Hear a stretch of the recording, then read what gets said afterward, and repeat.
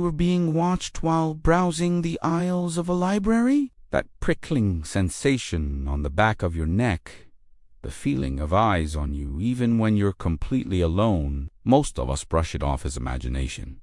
But for the staff and patrons of the old Crestwood Library, it was an undeniable, chilling reality. This isn't just a story.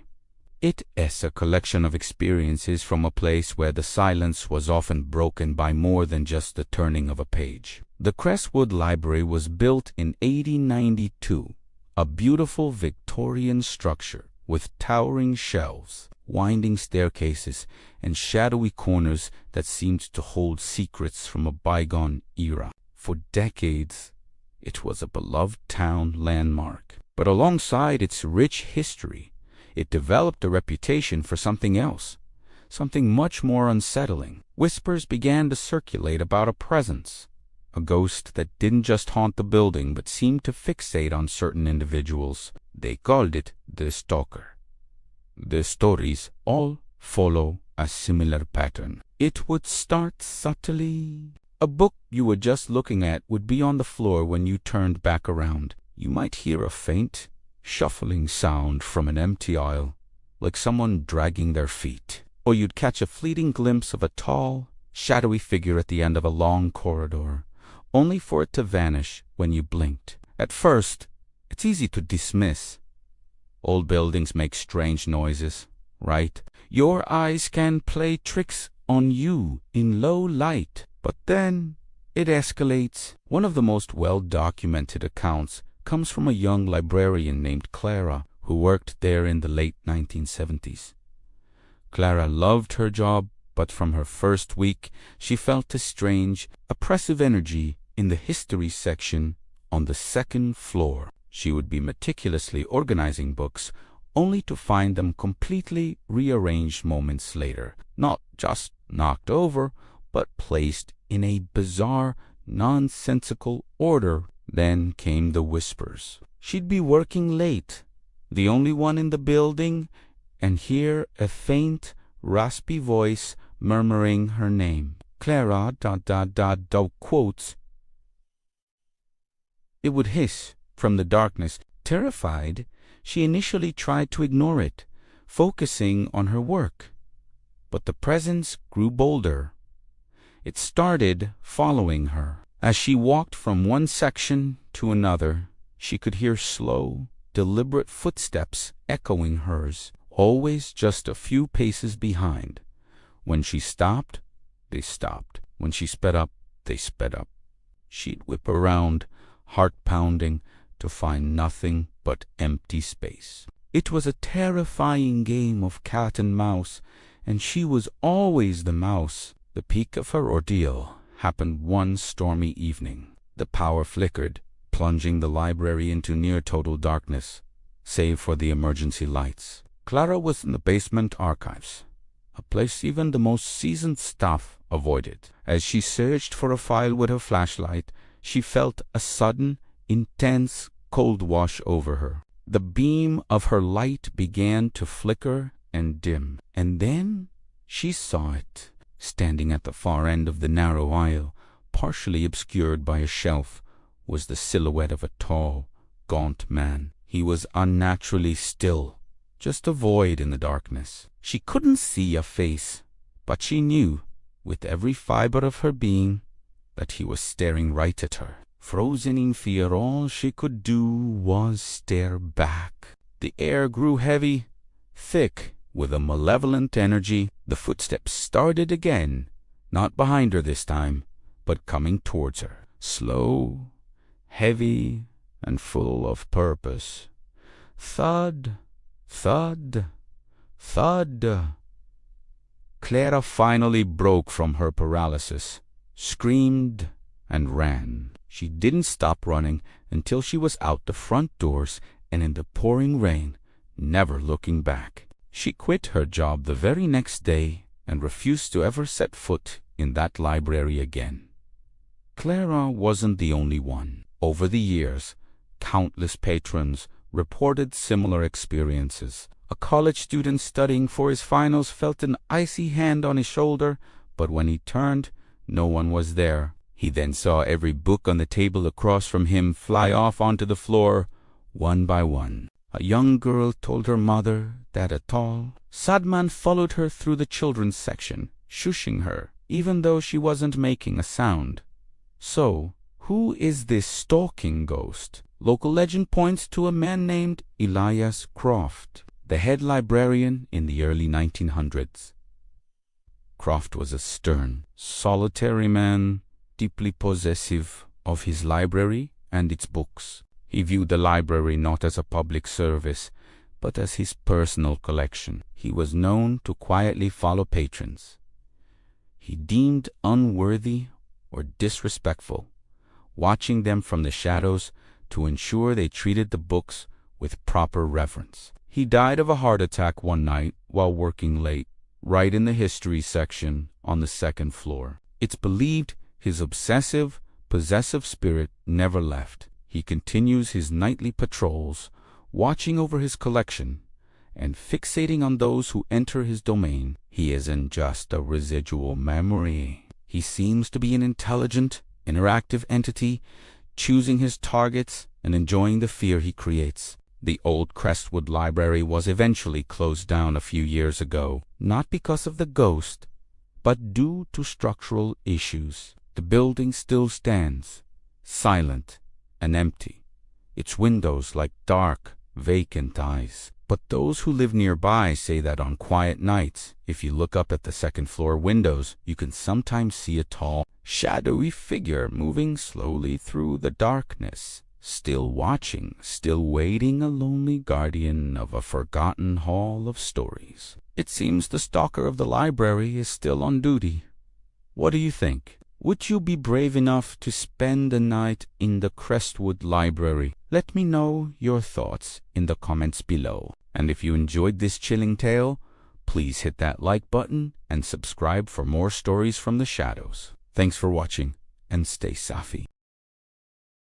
Hi, I'm here. You may have seen my other videos such as Top 10 Most Cursed Objects or Top 10 Darkest Demon Stories. And today, we're doing something different. I am bringing you a scary story written by an author. I hope you enjoyed it, but if you did, please leave a like and subscribe so that you never miss one of my videos. I would also like to take a moment to invite you to join my community.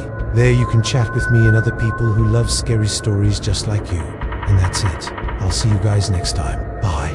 Now, as the author herself says, this story isn't folklore, it's real. But before I begin, please remember to hit that thumbs up button if you enjoy these types of videos, and make sure to turn on the captions because some of the details are quite subtle, and they may get lost if you read just listening. Also, I cannot stress this enough, please do not try any of the things mentioned in this video. If you truly believe that jinns exist, which I do, they should not be messed with. Okay, you've been warned, so let's begin. You woe and sleep after hearing this scary story. The Jinn in Apartment 103. Some people believe jinn are nothing but legends, tales told to scare children. But what if I told you that one night in the heart of Texas, a family came face to face with something far beyond explanation? This story isn't folklore, it's real, and after hearing it, you may never feel safe in your own home again. The Jinn in Apartment 103. My name is Emily Carter. I am a 34-year-old nurse living in Austin, Texas. I never believed in the supernatural. Ghosts, spirits, demons, all of it seemed like fiction made for horror films. That is, until I moved into apartment 103 of the Amber Pines complex with my husband, Ryan, and our 5-year-old daughter, Sophie. It started subtly, flickering lights, cold spots, objects slightly out of place. We dismissed them. After all, what home doesn't have quirks? But the quirks became patterns. Around 2:45 a.m., I woke to the sound of Sophie talking. I thought she was asleep, but when I checked on her, she was sitting upright, eyes wide open, whispering to the dark corner of her room. Who are you talking to, sweetie? She turned slowly. The Shadow Man. He says he used to live here. I felt a chill race up my spine. I tried to brush it off. Kids have vivid imaginations. Right. Ryan started having night terrors. He'd wake up, drenched in sweat, screaming about fire, and someone watching him from the corner. One night, he said, he's under the bed.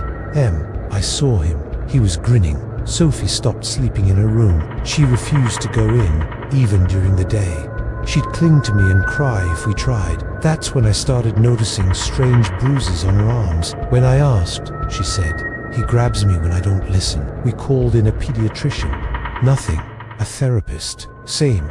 We'd even had Child Protective Services visit, suspecting we were harming her, but nothing explained the bruises. Until one night, I saw it with my own eyes. I was heading to the kitchen around 1 a.m. when I saw it. A tall, black shadow standing motionless at the end of the hallway. No face, just darkness, like smoke frozen in time. I blinked. It was gone, but the fear didn't fade. It got worse. Ryan, once calm and collected, began changing. He talked to himself under his breath in strange languages. He grew paranoid. He covered the mirrors in our home with blankets, muttering, "They see through them." He began researching symbols, Arabic writings, ancient rituals. One night, he screamed at me not to say the word jinn. They know when you say it. They listen. That night, all hell broke loose. I woke to Sophie screaming. Her bedroom was locked from the inside. I broke it open. Sophie was crouched in the corner, sobbing. He took Daddy and the shadows are coming for me. I rushed to Ryan's side. His eyes were wide, staring blankly. His skin was clammy, and when I touched him, he levitated. Not more than a foot, but he was hovering. Then he collapsed. I called 911. The paramedics said he had a seizure, but I knew what I saw. I knew it wasn't medical. It was something else, something evil. Desperate for answers, I contacted a professor at UT Austin who specialized in Middle Eastern folklore. He confirmed what I feared. "It sounds like a jinn infestation," he said. "They dwell in abandoned spaces. Some are harmless, others feed on fear, especially of children." He gave me a list of things to do. Burn frankincense, recite protective verses from the Quran, never speak to it, never challenge it. I tried, but it was too late. Every morning, I started noticing new scratches on the hallway walls, deep claw marks. Ryan insisted it was rats, but no rat could reach that high or gouge through drywall. Sophie began drawing terrifying images. Stick figures with hollow eyes, our family surrounded by black flames, a creature with too many limbs crawling on the ceiling. She said, "He shows me his world when I sleep. It's all red there, and everyone is screaming." One night, while folding laundry, I heard whispering coming from Sophie's closet. It was a man's voice. I opened the door. Nothing. Then, 3 nights in a row, I found all of Sophie's stuffed animals hanging by strings from the ceiling fan. We don't even own string. Mrs. Delaney, the elderly woman next door, knocked one morning. Her eyes were wide with worry. "You need to get out," she said. "That apartment, it's cursed. The last tenants left in the middle of the night. They never even packed." She showed me photos of scorch marks on her side of the wall, right where Sophie's room was. Trying anything, I placed a Bible under Sophie's pillow. The next morning, it was burned, only the pages. The cover remained untouched. When I asked Sophie what happened, she said, "He didn't like it. He said, 'You're not allowed to protect me.'" The night before we fled, we heard a knock at 3:03 a.m. Ryan opened the door. No one was there. But when he closed it, the house changed. The air turned dense. The lights went out. A deafening, guttural voice echoed from every corner. "Leave or burn." We grabbed Sophie and ran. We never looked back. Ryan was hospitalized for weeks. Sophie slowly recovered. We never told our new landlord why we left apartment 103. But sometimes, when I wake in the middle of the night, I feel that same coldness on my skin. And I wonder, did it follow us? And now, ladies and gentlemen, you've reached the end of this terrifying story. You won't sleep after watching this scary story. The jinn in apartment 103. Some people believe jinn are nothing but legends, Tylee's told to scare children. But what if I told you that one night, in the heart of Texas, a family came face to face with something far beyond explanation? This story isn't folklore, it's real. And after hearing it, you may never feel safe in your own home again. Ghosts, spirits, demons, all of it seemed like fiction made for horror films. We dismissed them. After all, what home doesn't have quirks? That is, until I moved into apartment 103 of the Amber Pines complex with my husband Ryan and our 5-year-old daughter, Sophie. I woke to the sound of Sophie talking. I thought she was asleep, but when I checked on her, she was sitting upright, eyes wide open, whispering to the dark corner of her room. "The jinn in apartment 103, my name is Emily Carter. I'm a 34-year-old nurse living in Austin, Texas. I never believed in the supernatural.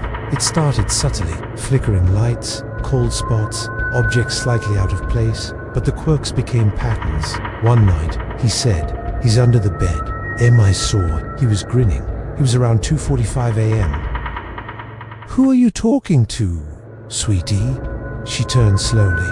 "The shadow man. He says he used to live here. When I asked," she said, "he grabs me when I don't listen." He'd talk to himself in strange languages under his breath. One night, he screamed at me not to say the name Jinn. He grew paranoid. He covered the mirrors in our home with blankets, muttering, "They see through them." I felt a chill race up my spine. I tried to brush it off. Kids have vivid imaginations, right? Ryan started having night terrors. He'd wake up drenched in sweat, screaming about fire and someone watching him from the corner. Sophie stopped sleeping in her room. She refused to go in, even during the day. She'd cling to me and cry if we tried. That's when I started noticing strange bruises on her arms. We called in a pediatrician. Nothing. A therapist. Same. It was something else. Something evil. A tall, black shadow, standing motionless at the end of the hallway. No face. Just darkness, like smoke frozen in time. We even had Child Protective Services visit, suspecting we were harming her. They dwell in abandoned spaces. Some are harmless. Others feed on fear, especially of children. But nothing explained the bruises, until one night I saw it with my own eyes. I was heading to the kitchen around 1 a.m. when I saw it. I blinked. It was gone. But the fear didn't fade. It got worse. Ryan, once calm and collected, began changing, but no rat could reach that high or gouge through drywall. He began researching symbols, Arabic writings, ancient rituals. They know when you say it. They listen. That night, all hell broke loose. I woke to Sophie screaming. Her bedroom was locked from the inside. I broke it open. It's cursed. The last tenants left in the middle of the night. They never even packed. Sophie was crouched in the corner, sobbing. The next morning, it was burned only the pages. The cover remained untouched, and Ryan ... was hovering above the ground. It was a man's voice. I opened the door. Nothing. Only for a second. Then he collapsed. Ryan opened the door. No one was there. But when he closed it, the house changed. I called 911. The paramedics said he had a seizure, but I knew what I saw.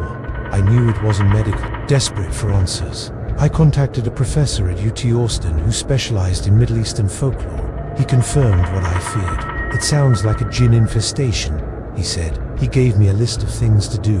Burn frankincense, especially if you believe. And I wonder, did it follow us? Recite protective verses from the Quran. Never speak to it. Never challenge it. I tried, but it was too late. Every morning, I started noticing new scratches on the hallway walls, deep claw marks. Ryan insisted it was rats. The more they notice, Sophie began drawing terrifying images. Stick figures with hollow eyes, our family surrounded by black flames, a creature with too many limbs crawling on the ceiling. She said, "He shows me his world when I sleep. It's all red there, and everyone is screaming." One night, while folding laundry, I heard whispering coming from Sophie's closet. Then, 3 nights in a row, I found all of Sophie's stuffed animals hanging by strings from the ceiling fan. We don't even own string.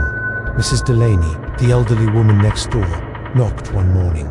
Her eyes were wide with worry. "You need to get out," she said. That apartment. She showed me photos of scorch marks on her side of the wall, right where Sophie's room was. Trying anything, I placed the Bible under Sophie's pillow. When I asked Sophie what happened, she said, "He didn't like it. He said, 'You're not allowed to protect me.'" The night before we fled, we heard a knock at 3:03 a.m. The air turned dense. The lights went out. A deafening, guttural voice echoed from every corner. "Leave ... or burn." We grabbed Sophie and ran. We never looked back. Ryan was hospitalized for weeks. Sophie slowly recovered. We never told our new landlord why we left apart in 103.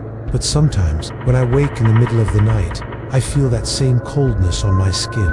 If you've made it this far, thank you. But be careful. These stories have a way of sticking to you ... Have you ever encountered something you couldn't explain? Something evil? A jinn? Let me know in the comments. I'm reading them all, even in the dark. And if you're brave enough, like this video, subscribe and share your story. Because the more we talk about them, you won't sleep after watching this scary story. The Jinn in apartment 1. Some people believe jinn are nothing but legends.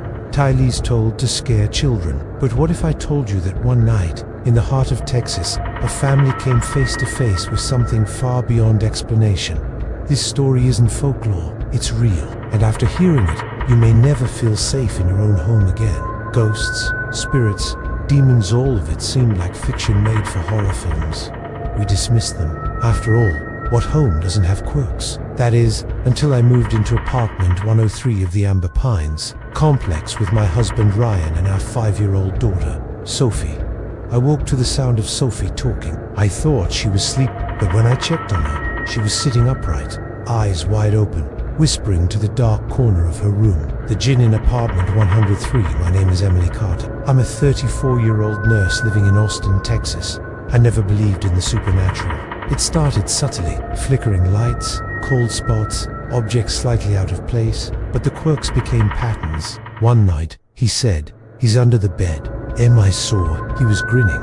It was around 2:45 a.m. "Who are you talking to, sweetie?" She turned slowly.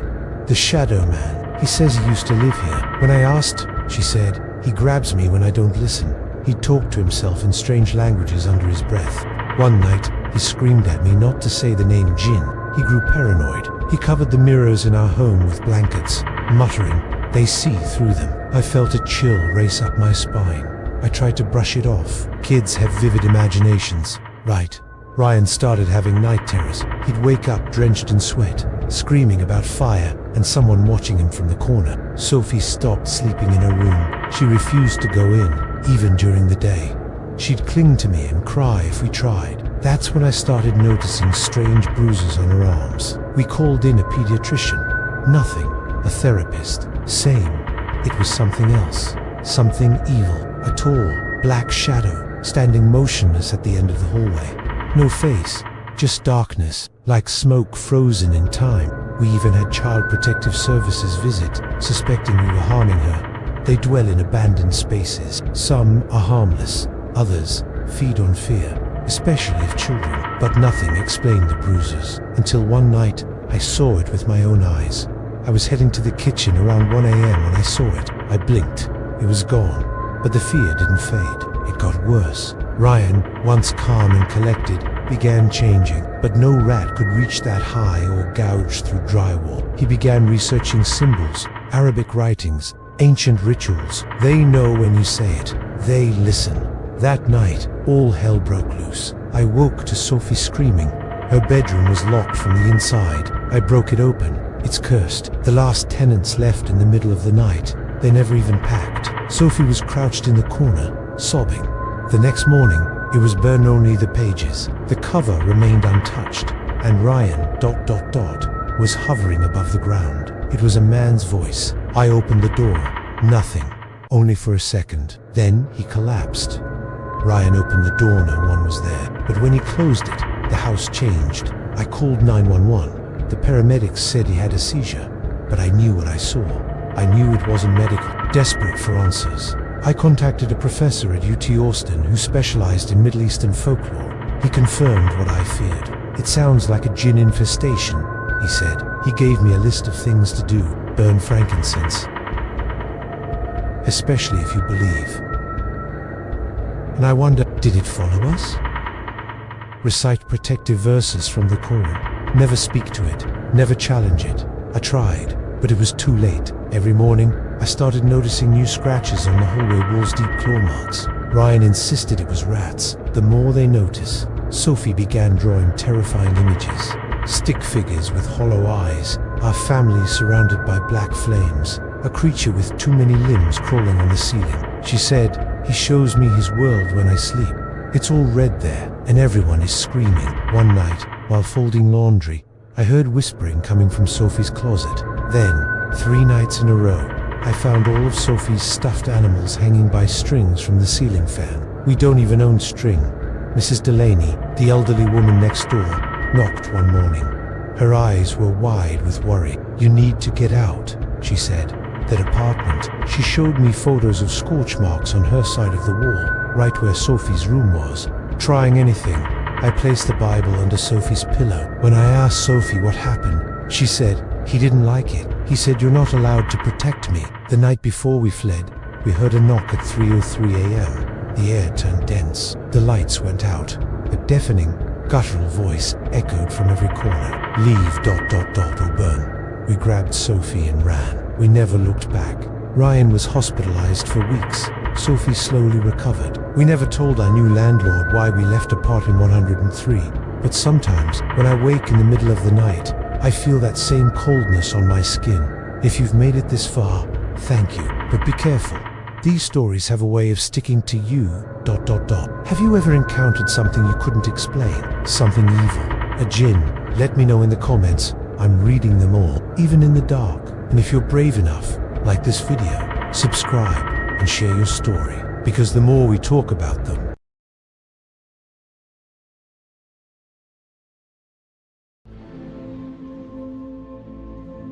My name is Alex, and I'm a realtor. Or, I used to be. Now I'm just hiding.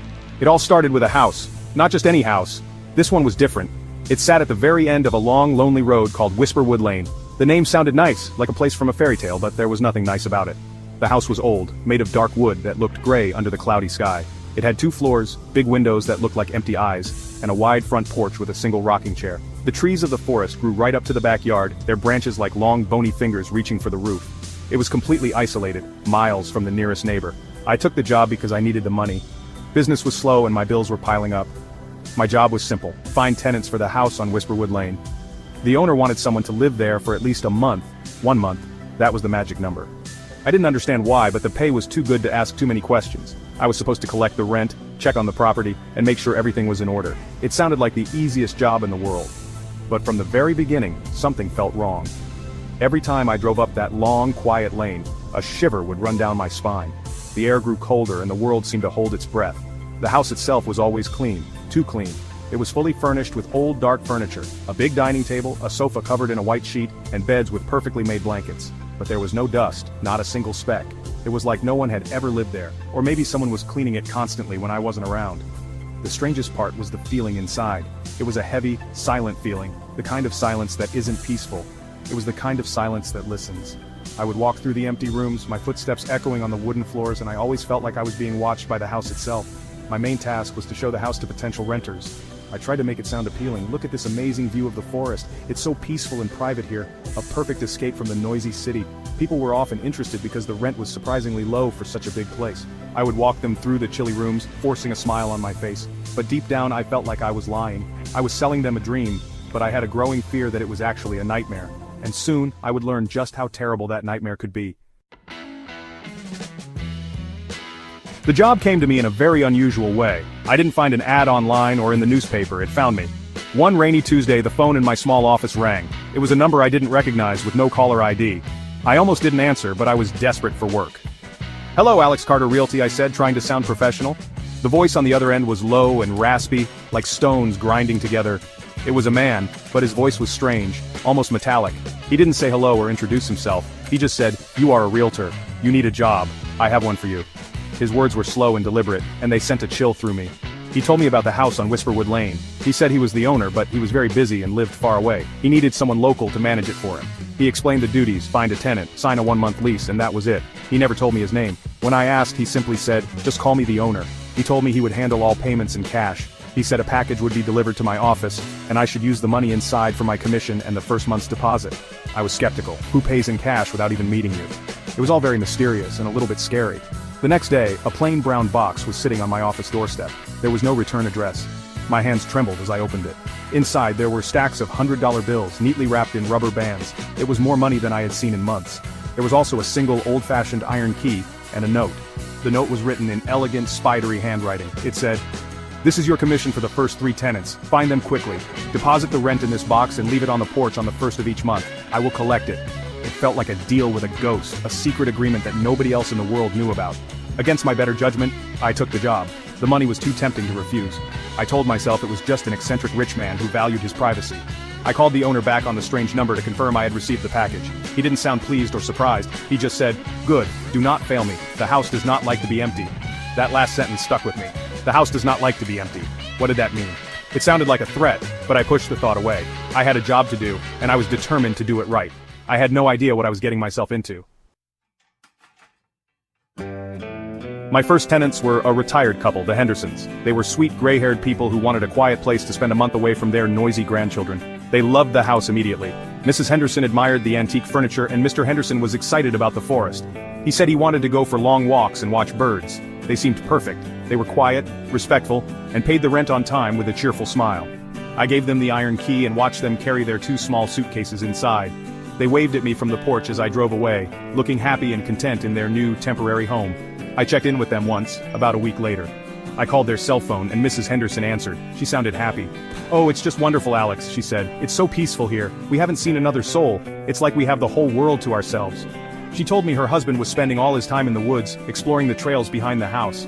I felt a sense of relief. Everything was going smoothly. The job was as easy as the owner had promised. I put the house out of my mind and focused on other things, happy to have the commission in my bank account.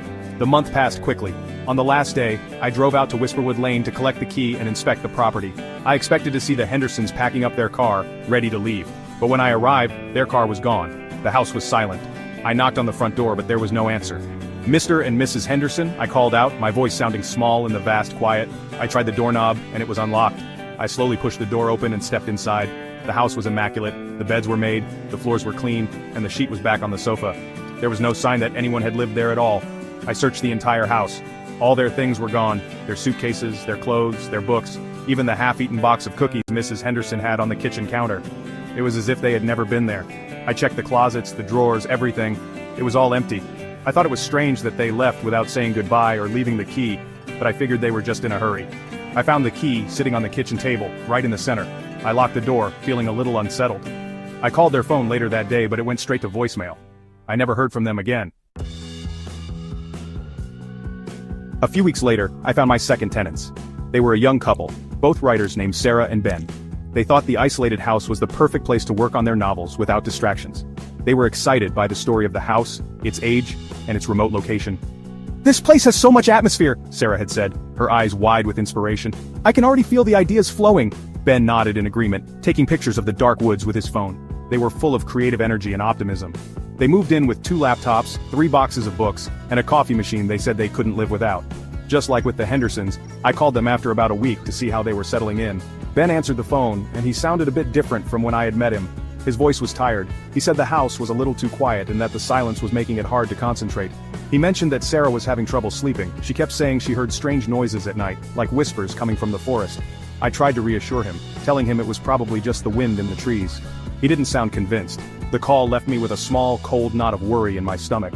At the end of their month, the same thing happened. I drove to the house on the last day of their lease and their car was gone. The house was still and silent, looking just as it had before they arrived. I knocked, then called out their names, but only the echo of my own voice answered me. The door was unlocked again. I stepped inside, and my heart began to beat a little faster. It was exactly the same as with the Hendersons. The house was perfectly clean, the beds were made, and the furniture was all in its proper place. There was no sign of Sarah or Ben. Their laptops, their boxes of books, even their precious coffee machine, all gone. It was more than just strange now, it was deeply disturbing. 2 sets of tenants had now vanished without a trace, leaving the house in an unnaturally pristine state. Same spot on the kitchen table. I picked it up and it felt cold in my hand. I walked through the silent rooms, the feeling of being watched stronger than ever before. I tried calling Sarah and Ben but their phones were turned off. I sent them emails but I never got a reply. They had simply disappeared, swallowed up by the silence of Whisperwood Lane. I knew I should have stopped then. I should have called the police. But I didn't. My fear was growing, but so was my need for money. The owner had called me again, his raspy voice seeming to come from a great distance. "The house is empty," he said. "It wasn't a question. Find another tenant." I hesitated, but the thought of that cash waiting for me pushed my doubts away, so I put the ad up again. A few days later, a man called. He said his name was Julian. He wanted to see the house immediately. When he arrived for the viewing, I felt a jolt of unease. He was a pale, thin man, maybe in his late 20s, with dark tattoos covering his neck and arms. He wore a large silver ring in his ear that glinted in the dim light. Julian didn't say much as I showed him the house. He just walked through the rooms with a slow, deliberate pace. His eyes, which were a very light blue, seemed to look past the furniture and through the walls. He didn't care about the kitchen or the bedrooms. He was only interested in one thing, the view from the back porch. He stood there for a long time staring out at the dense, dark forest. "I need to get away from my past," he said quietly, his gaze fixed on the trees. "This is good. This is quiet. I love the view."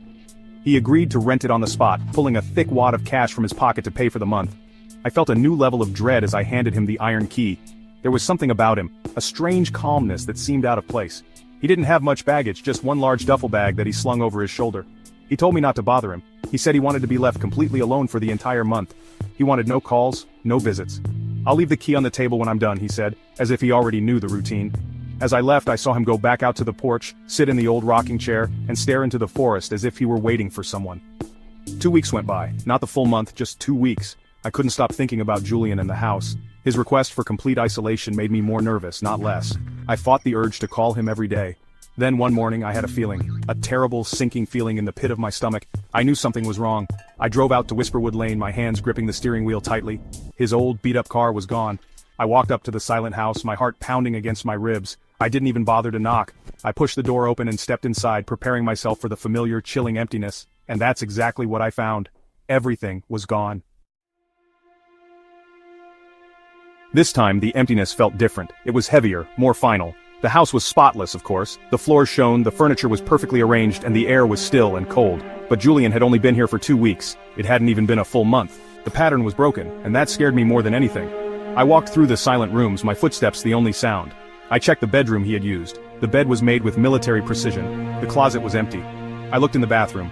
The counter was wiped clean. There wasn't a single hair, a drop of water, or a forgotten toothbrush. He had vanished completely. I started to panic.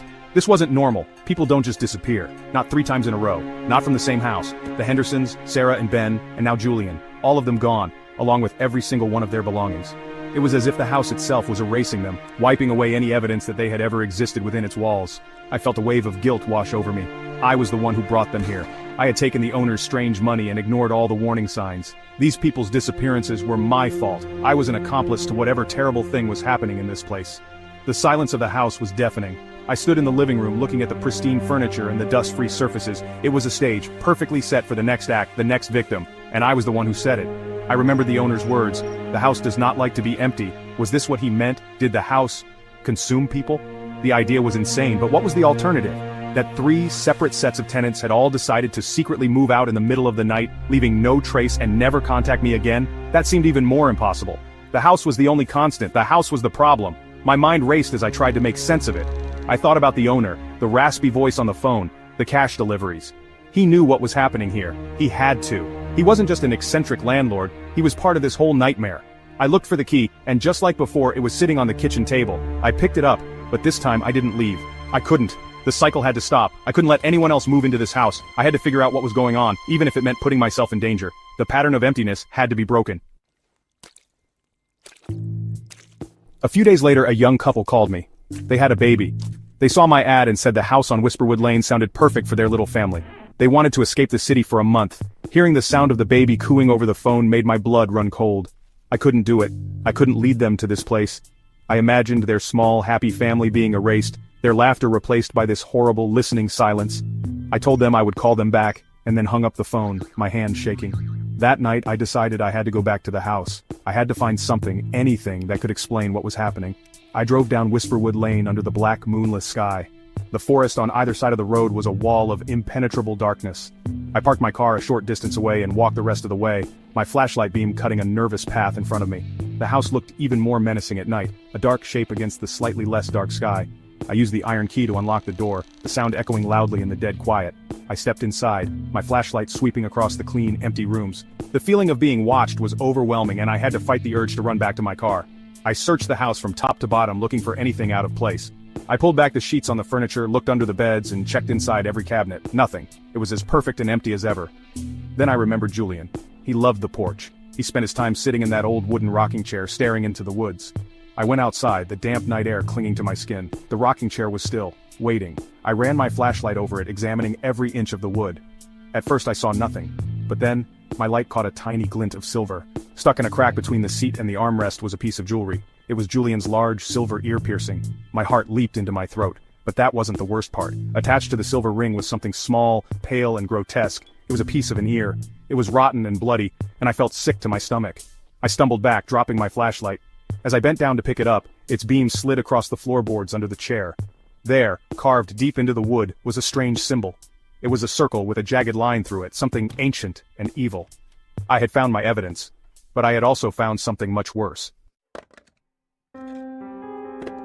I stared at the symbol, horrified. It looked like something from a nightmare, a mark of pure evil. My mind was reeling. The ear, the piercing, the symbol. This was proof. This was real. This wasn't just a series of strange coincidences. Something violent and terrible had happened here. Julian hadn't just left. He was taken. He was a victim of whatever dark power resided in this place, a power that demanded a price, a sacrifice. And the symbol felt like its signature, a brand marking its territory. I felt a cold dread seep into my bones, a fear so intense it was hard to breathe. I had to get out of there. I had to get to the police. Just as I stood up, a sound drifted from the forest. It was faint at first, and for a moment I thought I was imagining it. It was laughter, a low, chuckling sound. It wasn't a happy sound. It was cruel and mocking, filled with a terrible glee. It sounded like it was coming from deep within the woods, but it was growing louder, closer. The laughter echoed through the silent night, bouncing off the trees surrounding the house. It was the sound of something inhuman, something ancient and hungry, and it knew I was there. It was the sound of the thing that had taken the Hendersons and Sarah and Ben and Julian. Panic seized me. I scrambled backward, away from the porch, away from the woods. The laughter grew louder and louder, a chorus of insane joy that seemed to be coming from everywhere at once. It was inside my head, clawing at my sanity. I didn't wait for another second. I turned and ran. I fled through the house, not daring to look behind me. I burst out the front door and sprinted down the driveway toward my car, my lungs burning. The laughter followed me, chasing me, nipping at my heels. It was a wild, terrible sound that promised a horrible end. I felt like if it touched me I would be torn apart. I fumbled with my keys, my hands shaking so badly I could barely fit the key in the lock. I threw myself into the driver's seat, slammed the door and locked it. The laughter was right outside the car now, a deafening roar of malicious delight. I jammed the key into the ignition and floored the gas pedal. The tires screamed on the gravel as I sped away from the house on Whisperwood Lane, my eyes wide with terror. I didn't look in the rearview mirror. I couldn't. I just drove as fast as I could, away from the darkness, away from the house, and away from that awful, endless laughter. The next morning, I went to the police. I was a mess. I hadn't slept, and the sound of the laughter was still ringing in my ears. I told them everything. I told them about the owner, the cash, the disappearing tenants, and what I had found on the porch, the ear, the piercing, and the symbol. I probably sounded crazy, but I didn't care. I showed them the address on Whisperwood Lane. 2 officers went to investigate the house. I waited at the station for hours, pacing back and forth, my nerves completely shot. I expected them to come back with evidence to confirm my story. When they returned, their faces were blank. They said they had found nothing. The house was clean. There was no rocking chair on the porch. There was no bloody ear piercing, no rotten piece of flesh, and no strange symbol carved into the wood. The floorboards were old but completely unmarked. They told me it was an empty, dusty old house and that I must have imagined it all. They said my story was unbelievable. They couldn't trace the owner's phone number, and without any evidence or missing persons reports, there was nothing they could do. They looked at me with suspicion, as if I were the one who was unstable. I left the station feeling defeated and more scared than ever. That afternoon, I called the couple with the baby. I told them the house was no longer available. I told them there was a plumbing issue, a foundation problem, any lie I could think of. I couldn't explain the truth, but I made sure they would never go near that place. Then my phone rang. It was the number with no caller ID. It was him. My heart stopped. I almost didn't answer, but I knew he would just keep calling. I shakily raised the phone to my ear. "The deal is off," I whispered, my voice trembling. "I'm not finding you any more tenants. Stay away from me." The owner's raspy voice was cold and sharp. There was no surprise in it, only anger. "A pact was made," he hissed. "The house must be fed. The rent is due." Then he said something that made my blood freeze in my veins. "If you cannot bring it a tenant, it will collect the rent from you." Then he laughed. It was the same horrible, mocking laughter I had heard in the woods. It filled my ear, my head, my soul. I screamed and threw the phone across the room, shattering it against the wall. But I couldn't escape the sound. The pact would be enforced, the rent would be collected, and I was the only one left to pay it.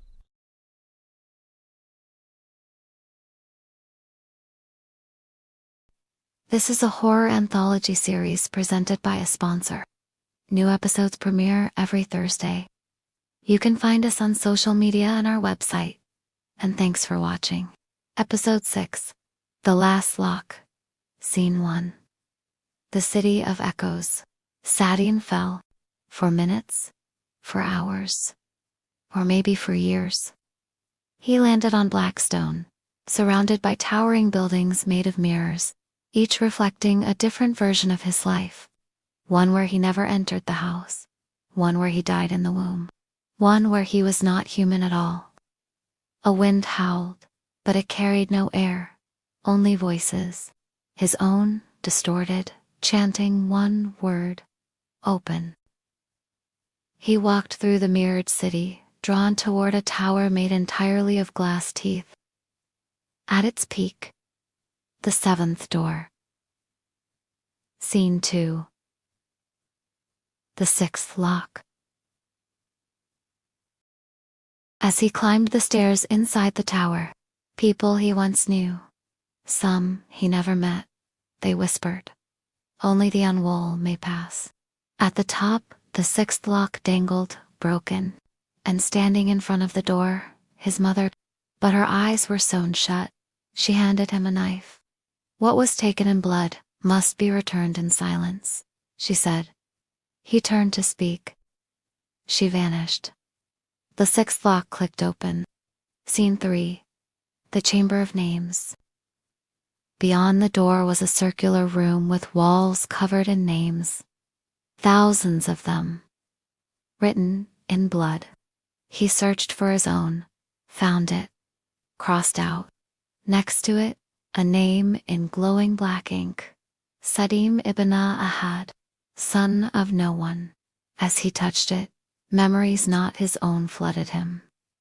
Born in a cave of fire, fed milk of shadow, taught to walk by a creature with no face, he collapsed. When he awoke, the room was gone, and he was back in his childhood bedroom. Scene 4. The man in the walls. The wallpaper rippled. A hand emerged. "Older, Ratan. You wanted the truth," it said. "The truth is, you're already inside. You never left." The walls peeled away. Behind them, a spiral staircase of bones. He descended again. Each step whispered a secret. You killed her. You brought them. You begged for power. He denied it all. But deep inside, a flicker of doubt. What if... It was true. Scene 5. The final memory. At the bottom of the spiral was a room filled with candles. In the center, a cradle. Inside it, a baby made of ash. When he touched it, the final lock shattered. Memories returned in a flood. A ritual at age 7. The summoning, the deal, the door. He was the key. He was the 7th lock. He had locked himself away to protect the world. Now, he had undone it all. Scene 6. The 7th door opens. The door opened, not with sound, but with absence. Everything beyond it was void. No light, no time, no end. And from it stepped the veiled woman, now fully unveiled. Her face was his, but cleaner, serene, complete. You brought me through. I am the you that was promised, the one born whole. He screamed, but it was joy. He stepped into the void and was erased. Thank you for watching this episode of The Locks. If you enjoyed this story, please contact our team and let us know. We love reading your feedback. This episode was written by Alex Fobbs and edited by Jack Hep. Our cast this week included Shazad Latif, Natalie No, Cassandra Kaw, and Simon B. Vance. And a huge thank you to our supporters who get bonus content and their names at the end of every episode. This week's supporters include: if you want to see your name at the end of an episode, go to our support page. It also helps us produce these videos for free. Until next time, don't forget to lock your doors at night. The darkness in this house is alive, and you can feel it watching you as you make your way through the halls, waiting for you to make a move, waiting for you to break the rules. Because if you do, it will strike when you least expect it. Hi, welcome to The 7th Door, a horror series that follows a young man named Sadim, who finds himself in a house full of secrets after inheriting it from his recently deceased grandfather. After uncovering a hidden passage behind a bookcase in the main hall, he discovers a door concealed from sight. And with it, 7 locked brass doorknobs, and each one inscribed with a strange circular symbol. His grandfather kept a journal which documented the house's secrets, its history, and the rituals needed to keep the evil contained. With each passing day, one of the locks mysteriously disappears, leaving Sadim to wonder how long it will be until all 7 are gone and whatever is trapped inside is set free. Can you feel the suspense building? Well, if you can, then show your support, if you dare. Welcome back to another episode of The Seventh Door. Last time we saw Sadim decide to take matters into his own hands by destroying the second seal, breaking the second lock on the door in order to stop whatever force was opening the doors from doing so on its own. However, he soon found out that whatever he had unleashed was far more powerful than he had imagined, as he barely escaped with his life. Now shaken to his core, he returns home where he hasn't exactly been welcomed with open arms. His sister is less than thrilled to see him return, questioning his sanity. But the truth is, Sadim is no closer to figuring out what is going on or how to fix it. So let's continue the story now and find out what happens next in The Whispering Flame. Episode 2 of The Seventh Door. Scene 1. The second lock. Sadim hadn't slept in 2 nights. The sound of metal hitting wood had become a terrifying lullaby. Clack, the old house groaned under the weight of the storm outside, mimicking the turmoil in his stomach. When he finally dared to approach the 7th door again, 2 of the 7 brass locks were missing. Gone, just like the first. No sign of breakage. No evidence of tampering. Just gone. The house was silent as he stared at the door, the strange circular sigil glowing faintly in the candlelight. He remembered the line from his grandfather's journal. They come when the 7th lock breaks. Sadim didn't know who they were, but deep inside, he knew he didn't want to meet them. With his nerve of steel and a crowbar in hand, he tested the door to find it unlocked, but he didn't go through. What if his grandfather was right and whatever he unleashed was dangerous? Was it worth the risk to find out? Inside, he found an ornately carved mirror resting against the wall. It depicted 2 figures embracing, but their faces were obscured by the dim light filtering in from the side. What did it mean? How was it connected to everything else? Suddenly, the air grew frigid. He spun around, the polished silver in front of him now showing 2 figures. Not the same figures from the carving, but 2 new ones. Himself and his grandfather. They stood close, too close for comfort. Their smiles were wide, unsettlingly so, and their eyes glowed an unnatural red. Before he could react, they vanished. Heart hammering against his ribs, he fled back down the hall. Had he imagined it? Or was he being watched? That evening, a cold draft filled the house. It was the middle of June, and yet it felt like winter had crept in through the cracks. Desperate for warmth and, maybe distraction, Sadim decided to light the old fireplace in the main hall. He found dry wood in the cellar, placed it in the hearth, and struck a match. As the flames took hold, he noticed something strange. The fire didn't flicker. It stood perfectly still, motionless, silent, unnatural. Then he heard it. A whisper, faint, from within the fire. Sadim, Sadim. He stepped back, heart pounding. Was it the wind? A trick of the mind? But as he stared into the unmoving flame, he saw something impossible. Eyes, 2 glowing red orbs, staring back at him from deep inside the fire. And then the whisper again, clearer this time. You've opened the first. The flame remembers. Scene 3. The old letter panicked. Sadim ran to the study. He rummaged through the drawers, through stacks of forgotten books, until he found something tucked inside an old envelope. A yellowed letter written in Arabic, in an elegant but shaky script. It was from his grandfather. To my grandson Sadim, if you are reading this, then I have failed to contain it. The first door opened the moment I summoned her, the whispering flame. She showed me visions, made promises. I thought I could control it. I was wrong. The house is not cursed. It is a vessel. A prison. The doors are seals. Each time one opens, a part of their world leaks into ours. You must not speak to her again. She feeds on attention, on curiosity. She is the beginning of the end. Do not let the second door open. Burn this letter when you're done. Sadim stared at the fireplace. The flame was gone now. Just cold, black ash. He had a choice to make. Should he close the door, hide away from whatever was coming for him? Or should he stay put and try to fight back? What would his grandfather have done?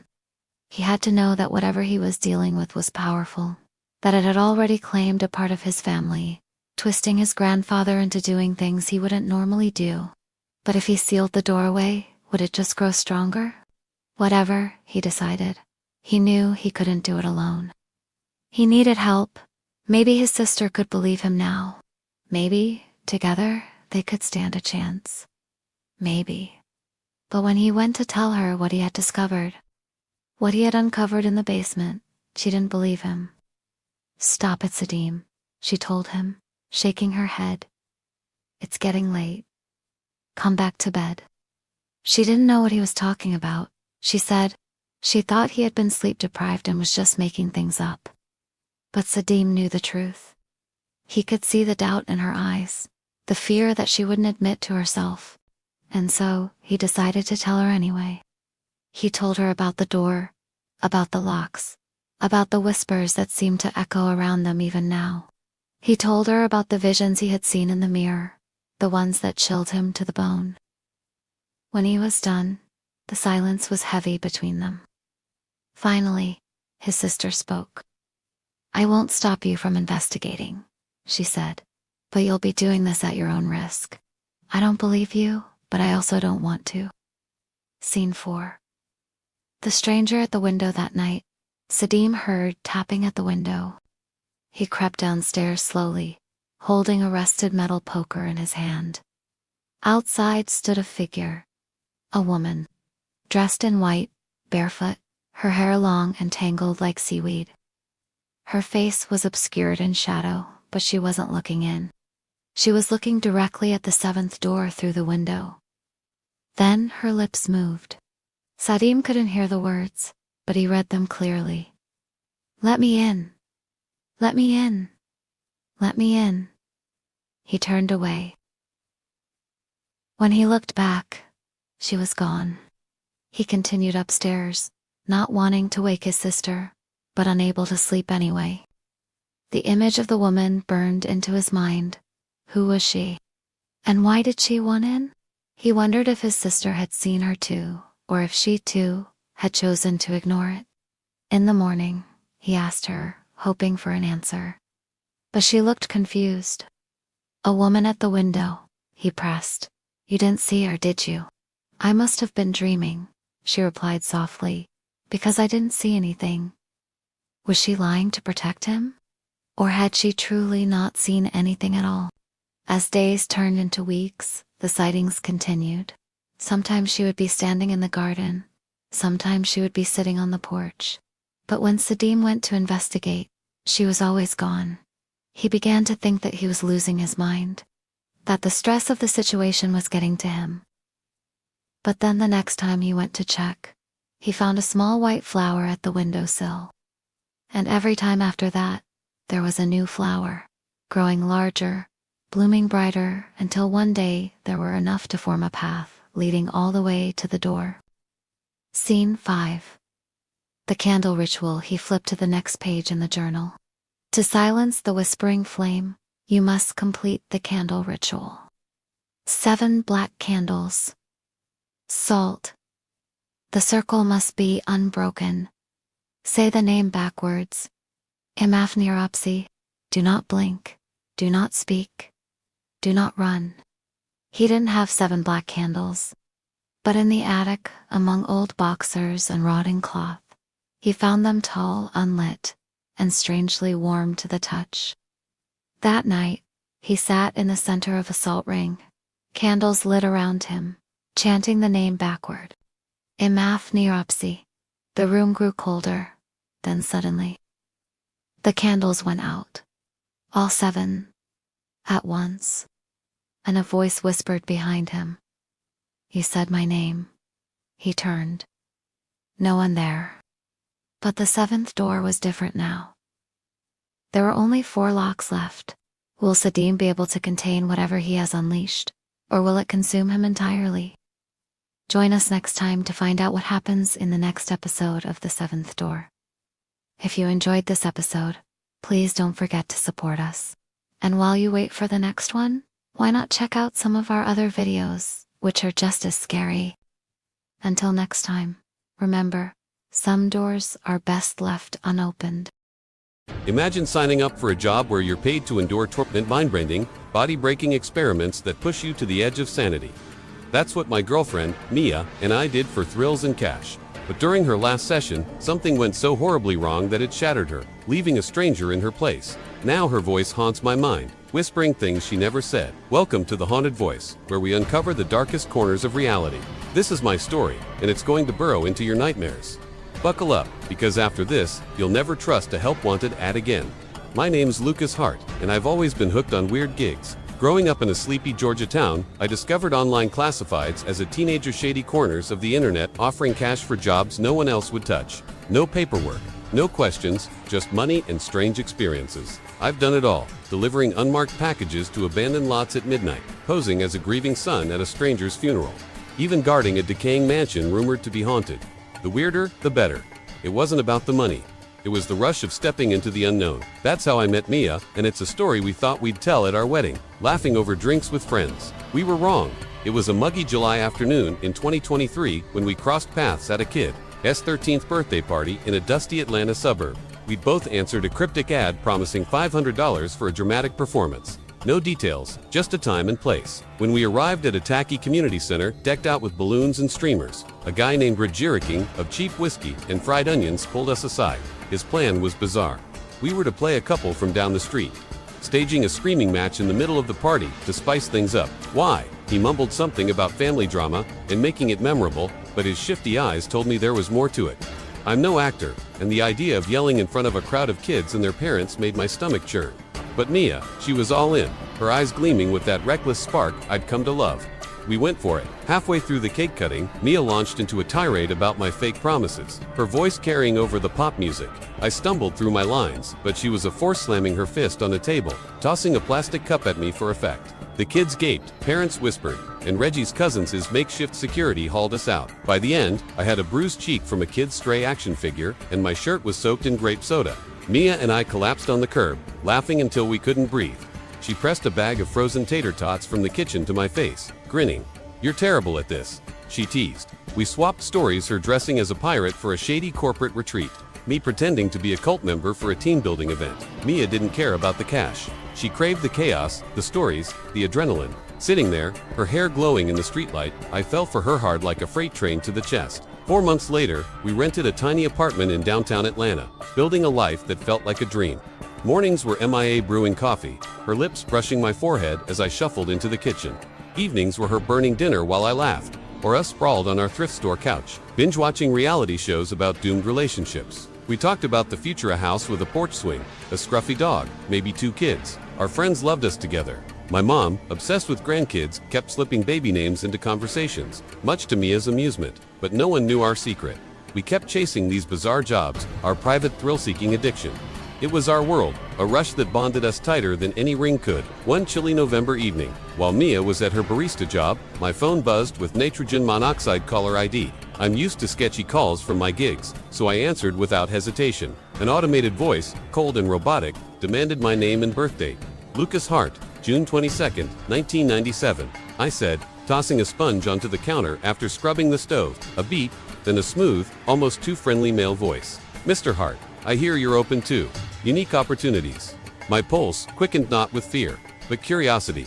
When Mia got home, she flopped onto the couch, her face flushed. Got a weird voicemail today, she said, her eyes glinting. Same, I replied, and we knew we were in for something big. The next night, a black SUV pulled up outside our apartment, its tinted windows reflecting the streetlights. The driver, a stone-faced man in a dark suit, said nothing, answering our questions with grunts. Mia and I held hands in the back seat, our nervous laughter filling the silence as we wound through foggy back roads to a derelict factory on the edge of town. Rust streaked its walls, and broken windows stared like empty eyes. A tall man in a pristine suit greeted us, his dark hair slicked back, his smile sharp as a blade. "Mr. Hart and Miss Rivera, I presume," he said, his voice smooth as velvet. Mia blushes, never shy, but this guy's presence was unnerving. "Not married," I corrected, my voice tighter than I meant. "Miss Rivera," he said, shaking her hand with a grip that lingered. "I'm Victor Drake, but call me Drake. Ready to see what we're about?" Inside, the factory was a different world. Sterile white hallways, buzzing fluorescent lights, and people in lab coats scurrying with clipboards and steaming coffee cups. It wasn't a hospital, but it felt clinical, like a lab from a sci-fi horror flick. Drake led us to a sparse room with a metal table and 4 chairs, the air heavy with antiseptic. A woman in a lab coat dropped off a thick stack of papers and vanished without a word. "Welcome to the Office of Specialized Trials, Host," Drake said, settling into a chair. "We study human limits, pain, fear, endurance. How much can the body and mind take?" Mia's hand tightened in mine, her brow furrowing, like torture. She asked, half joking. Drake's smile didn't waver. "Controlled stress testing. We need volunteers. And you two lovers of odd jobs are perfect. The pay, transformative. Think dream wedding, a house, a future without debt." He leaned in, grabbing our hands, his eyes gleaming. "You're thrill seekers, aren't you? This is the ultimate adventure." He left us to talk, and the door's lock clicked, maybe my nerves, but it felt real. Mia flipped through the papers, muttering, "This place is unhinged." Words like non-disclosure, agreement, experimental liability, and post-procedure care glared at us.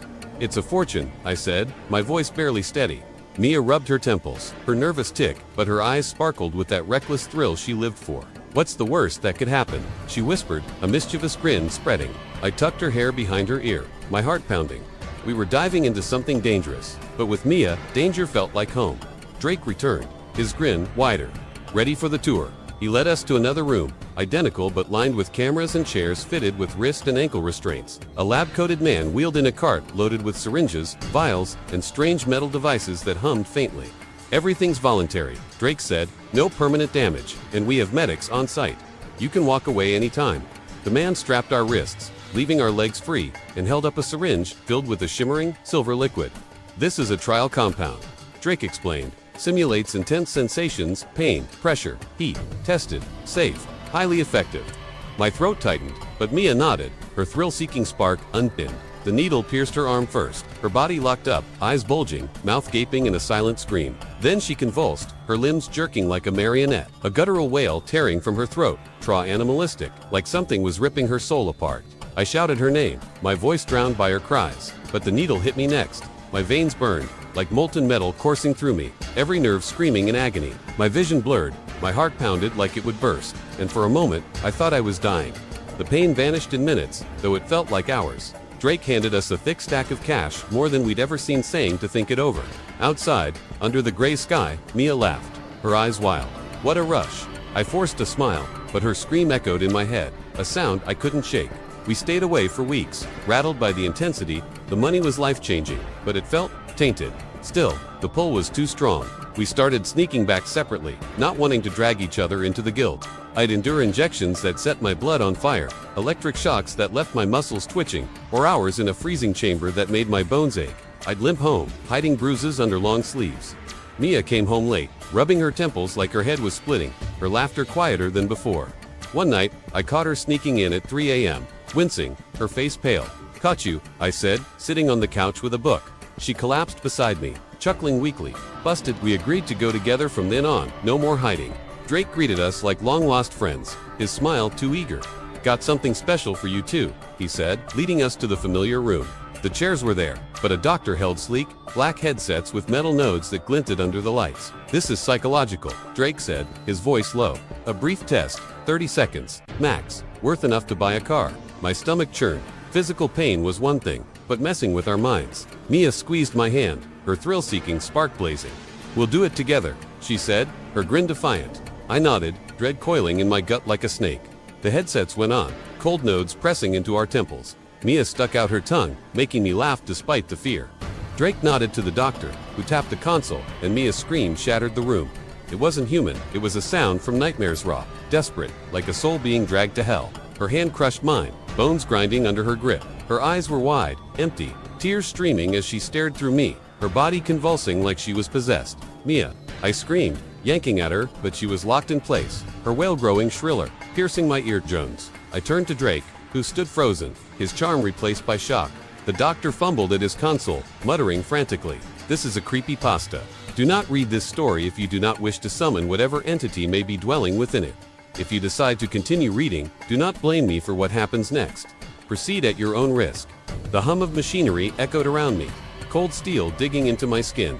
Beside me, Mia moaned, her eyes squeezed shut, her breath shallow. "No," she whispered, her voice strained. "Stop, please." A prick of pain shot through my gut. Was this her doing? Whatever it was, it hurt. "Don't worry, darling," a smooth voice purred.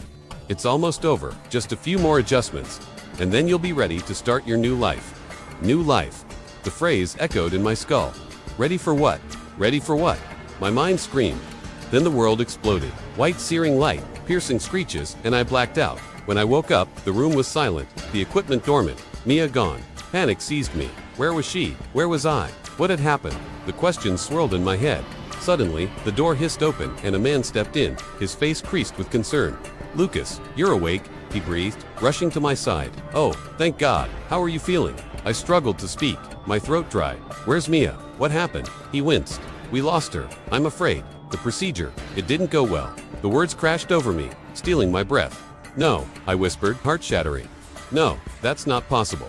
She wouldn't leave me. She couldn't." The man's face softened with understanding. He knew how deep our bond was. "I understand, Lucas, but there was nothing we could do. You both pushed too hard. It was too much for her system." "System? What system? Too much for what?" He leaned closer, his voice dropping to a near whisper. "You see, Mia and I, we weren't meant to fall in love. Our connection amplified her abilities, but it destabilized her. She became a liability. We had to do what we had to do." He reached out, his touch gentle on my arm, but I flinched away. Who was this man? Who was I? My mind reeled, searching for answers. But as the memories flooded back, my blood ran cold. This man, the facility, Mia's strange behavior, it was all part of a sinister plan. "Wait," I croaked, my mind piecing it together. Was this all orchestrated? Was Mia taken, experimented on? What did you do to her? The man's eyes clouded with regret. "I'm sorry, Lucas, but you don't remember. You've been through so much. I'll tell you what happened to Mia. But please, try to calm down." "Calm down? How could I calm down?" "Calm down," he mimicked, his voice dripping with sarcasm. "How can you ask me to calm down? You son of a..." My outburst was cut short as a searing pain ripped through my head, knocking me to my knees. The man rushed to my side, his expression filled with alarm. "Oh God, Lucas, I didn't mean for that to happen. It's just a memory overload. You can't handle all of it at once, not yet." He helped me to my feet, his eyes pleading for understanding. "You need to rest. Just relax and let the memories come back slowly." Slowly? Why did it have to be slow? Why couldn't I just know everything at once? As he led me to a couch, his hand on my shoulder, I glanced at the door, my mind screaming at me to run, to hide, to never look back. And then I saw it, a single word scrawled on the glass. A warning, a threat. It read, "Don't trust him." My blood froze. Who was he talking about? Was it the man beside me? Had I really loved Mia, or was I just another pawn in a twisted game? The memories came in fragmented flashes, distorted and incomplete. There was the day I met Mia, the cafe, the park, our first kiss under the old oak tree, and then the experiments, the pain, the fear. Each fragment was like a shard of glass piercing my soul. I cried out, collapsing onto the couch. "Make it stop," I begged, my voice hoarse. "Please, make it stop." But the visions kept coming, relentless, inescapable. The man knelt beside me, his face etched with concern. "It's okay," he murmured, his voice a soothing balm on my frayed nerves. "It's okay, I'm here, you're safe now." Safe? Was I safe? I looked at the man, my eyes searching his, trying to find the truth in his depths. But all I saw was sorrow, regret, and a flicker of something else. Something akin to fear. If you enjoyed this story, then you will absolutely love the others we have in store for you. So stay tuned for more terrifying tales. And if you dare to share this with a friend, maybe you'll haunt them for a while, too. Seventh Door, Episode 2. The Blood Oath, Scene 1. Desperation. Sunlight streamed through the grimy window, illuminating dust motes dancing in the stale air. Sadim paced the floor, his face drawn and haggard from lack of sleep. For days, he'd been tormented by the knowledge contained in his grandfather's journal. The missing locks on the forbidden door were a constant, ominous reminder of the danger he faced. But today, 3 locks were gone. What did that mean? Would they come today? How could he stop them? He remembered his grandfather's journal mentioning a way to seal the door permanently. It would require a ritual, an exchange, a sacrifice. The entry was faded and cryptic, but the meaning was clear. If he wanted to stop whatever lurked behind that door, he needed to make a deal. A deal with the devil. Scene 2. Unearthing the past. Outside, the wind whipped around him, carrying the scent of rain and decaying leaves. Sadim hurried through the village, avoiding the wary eyes of the villagers. Their whispers followed him like a shroud. He reached an old woman tending a small vegetable patch outside a dilapidated house. Rumor had it she knew all the village secrets. Maybe she could help him. She listened to his story, her gaze sharp and knowing. "Your grandfather made a terrible mistake," she rasped finally, "but you have a chance to undo it. However, you will need something powerful to counter the ancient evil he unleashed. Something made of moonlight." Her words echoed in his ears as he returned to the house, his mind racing. Moonlight. What did that mean? How could he possibly find something made of moonlight? As he searched the house, his eyes fell on an ornately carved silver mirror propped against a wall. Could that be it? The old woman had spoken of something made of moonlight, and mirrors reflect light. But why would his grandfather have put such a powerful artifact here? Was it to counter whatever evil he had unleashed? He placed the mirror on the floor in front of the door, its surface gleaming faintly in the dim light. He began chanting the words from his grandfather's journal, feeling a surge of power from the mirror's reflection, hoping it would be enough. Scene 3. The summoning. Suddenly, the room grew freezing cold. The candles flickered wildly, casting grotesque shadows that danced on the walls. The hair on the back of his neck stood on end as a guttural voice boomed from behind the door.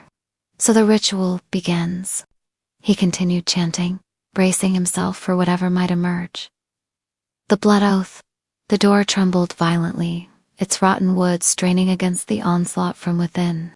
A putrid stench filled the room as cracks spiderwebbed across the door. The locks, sensing the weakening barrier, clanged frantically as if trying to escape. With a deafening crash, the door burst open, revealing a swirling vortex of darkness. Tendrils of shadow reached out, coiling around his legs and tugging him towards the abyss. "Help me," he cried out, struggling against the unseen force. The mirror shattered, its moonlight shards scattering and dissolving into motes of dust. His grandfather's journal flew from his grasp, its pages fluttering like a wounded bird, before vanishing into the gaping maw of the doorway. The creatures slithered forward, their eyes burning with unholy fire. Fear threatened to consume him, but a primal instinct to survive spurred him on. He stumbled backward, tripping over the scattered locks, sending 4 more crashing to the ground. 5 down, 2 to go. The creature hissed, its voice dripping with malicious glee. The relentless pull of the shadows intensified. The remaining locks rattled ominously, hanging by a thread. The creatures advanced, their grotesque forms coalescing from the darkness. Their eyes gleamed with anticipation. "Almost done, little lamb. Soon we will feast." Terror lent him strength. He scrambled back, desperation lending speed to his movements. He flung himself aside as a massive paw swiped where he stood a moment before. "One more," he gasped, eyeing the final 2 locks, each representing a barrier between him and oblivion. One final push, one final prayer. He slammed the last lock into place, collapsing against the door as the shadowy figures writhed in frustration behind it. The vortex pulsed ominously, tendrils thrashing against the barrier. Their guttural roars reverberated through the house, shaking its very foundations. But he held his ground, his body aching, his breaths coming in ragged gasps. Would it hold? Would they wait? Or would they find another way in? Scene 4. Hope. As the cacophony continued, hope flickered within him. Perhaps by breaking the door seals, he had severed their connection. But the silence that followed was more terrifying than their rage. The vortex dissipated, leaving behind an unnerving stillness. Slowly, he rose, his limbs heavy with fatigue. The door, now devoid of locks, hung precariously from its hinges, a silent testament to the battle he had just endured. He cautiously approached it, his hand hovering over the worn surface. As he pushed it open, the stench of decay and brimstone assaulted his nostrils. Within, an inky blackness yawned, seemingly bottomless. A single, aged book lay on the threshold. Drawn to it, he picked it up. Its pages, filled with arcane symbols and incantations, whispered of forbidden lore. This was the source of his grandfather's pact, the key to understanding the horrors he had unleashed.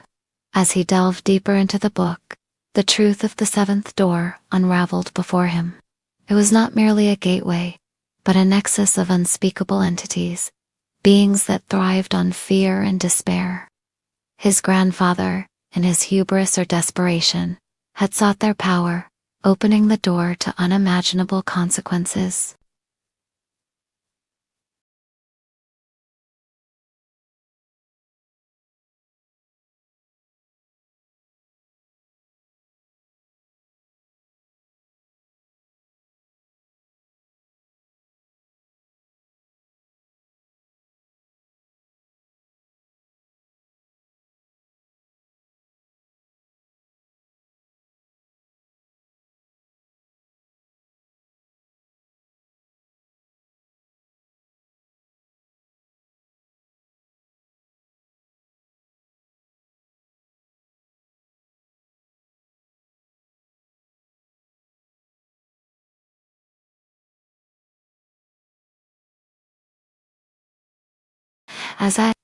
The door shuddered, as if disturbed by his intrusion. The book in his hands pulsed with a sinister energy. "They are returning," a voice rasped from behind him. The voice of his grandfather, twisted and malevolent. He spun around, but there was no one there. The door, however, had begun to glow with an eerie light, tendrils of darkness reaching out as if to drag him back into its abyss. His heart pounded in his chest, echoing the rhythmic creaks of the door. Panic surged through him. He had to escape, to find a way to seal the door permanently. But how? The book offered a clue, a chant to banish the entities back to their realm. It was risky, requiring a complete sacrifice of his own essence to sever the connection. Was it worth it? Could he bear the cost? The door pulsed, its malevolent presence growing stronger with each passing moment. He had little time left. His breath hitched as he began the chant, pouring every ounce of his being into the words. The door flared, its malevolence intensifying. But as he reached the final syllables, the room plunged into darkness. Silence descended, heavy and absolute. The darkness was absolute, pressing against him like a physical force. Then, a sliver of moonlight pierced the gloom, followed by another and another until the room was flooded with ethereal light. The oppressive darkness retreated, revealing the door. It was sealed, no longer emanating an evil aura, but simply a weathered piece of wood. He collapsed, drained but exhilarated. The worst was over. But as dawn broke, he knew his journey was far from over. He had banished the creatures back to their realm, but the door remained, a constant reminder of the darkness that lurked just beyond his perception. Now, he needed to find a way to destroy it, to sever his family's ties to the House of Doors forever. As the villagers stirred from their slumber, he resolved to seek their help, to unravel the door's origins and find a way to obliterate it. But would they assist him, or were they hiding something themselves? To be continued. Have you ever heard a sound so haunting it sends shivers down your spine? Imagine waking up in the middle of the night to a chilling sound, a guttural whisper that seems to seep into your bones. In today's video, we'll be diving into the terrifying world of Crowley horror stories and sharing an experience that might just leave you up at night. Get ready to have your fears ignited. The chilling tale begins with our narrator, Sarah, who finds herself in a house that holds more secrets than it seems. Join us as we delve into the depths of Sarah's unnerving journey into the realm of the unknown. As Sarah Whitaker settled into her new home, she had no idea that she was stepping into a nightmare. The Victorian mansion stood majestically in Manitou Springs, shrouded in an air of mystery and intrigue. It was a house filled with whispers from the past, and Sarah was about to uncover them one by one. But little did she know that some secrets are best left buried. The house was large, sprawling over several floors, and filled with antique furniture and old knickknacks that hinted at a bygone era. As Sarah explored her new surroundings, she couldn't shake off the feeling that she was being watched. Every creak of the floorboard, every rustle of the wind through the trees outside seemed to amplify her unease. Was it just the natural reaction to a new environment? Or was there something more sinister lurking within the walls of the mansion? But Sarah dismissed these unsettling feelings as mere imagination, or so she thought. The house was beautiful, and she couldn't bring herself to believe that it harbored any malevolent spirits. Yet as the days passed, the strange occurrences began to escalate, transforming her dream home into a living hell. One night, as Sarah lay in bed trying to sleep, she heard a knock, a slow, deliberate knock that seemed to come from within the walls themselves. She sat up in bed, her heart pounding in her chest, listening intently. But when she turned on the light and called out, there was no reply. Was she going crazy, or was there someone else in the house with her? As time went on, the knocks became more frequent, along with other strange noises that echoed through the silent halls of the mansion. Sarah tried to convince herself that it was just the settling of an old house, but deep down, she knew that there was something more at play here. Then one evening, while rummaging through her grandmother's belongings, Sarah stumbled upon a hidden compartment in an old trunk. Inside, she found a collection of old letters, diaries, and photographs that revealed a dark secret about her family's past. As she delved deeper into her grandmother's life, she uncovered a hidden side to her seemingly ordinary relative. Sarah's grandmother, Helen, had been involved in a secret society that dabbled in the occult. The letters and diaries contained cryptic messages and references to an ancient being known as the Crow, which seemed to suggest that Helen had made a pact with a demonic entity. Was this the source of the strange activity in the house? And what did it mean for Sarah and her family? Determined to uncover the truth, Sarah continued her investigation, poring over ancient texts and seeking out experts on the occult. She learned that the Crow was an ancient deity worshipped by a cult-like group that Helen had become a part of. The group believed that by summoning the Crow, they could gain unimaginable power and knowledge, but at a terrible cost. As Sarah pieced together the puzzle, she realized that the house itself was a conduit to the demonic realm, allowing the Crow to enter and wreak havoc on those who lived there. But why had her grandmother summoned this evil entity in the first place? And how could Sarah break the curse before it consumed her? With the support of a local priest, Sarah confronted the Crow head-on. But the battle between good and evil was fierce,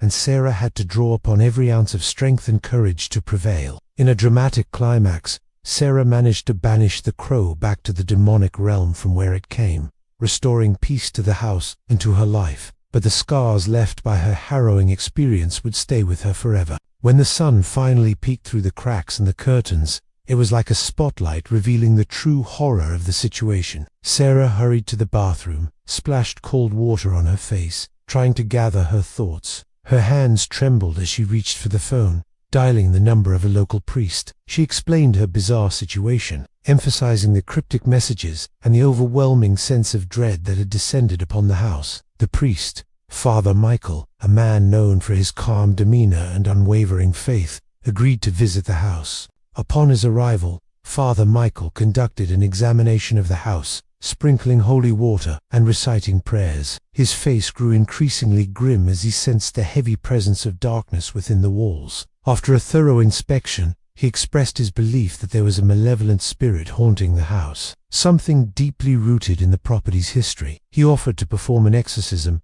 hoping to banish whatever evil force was plaguing Sarah's home. As Father Michael prepared for the exorcism, he instructed Sarah to gather any religious artifacts she had, such as rosaries, crucifixes, and holy water. Sarah, desperate for help, complied without hesitation. With the items assembled, Father Michael began the ritual. He stood in the center of the room, facing the wall where the messages had appeared, and began chanting in Latin.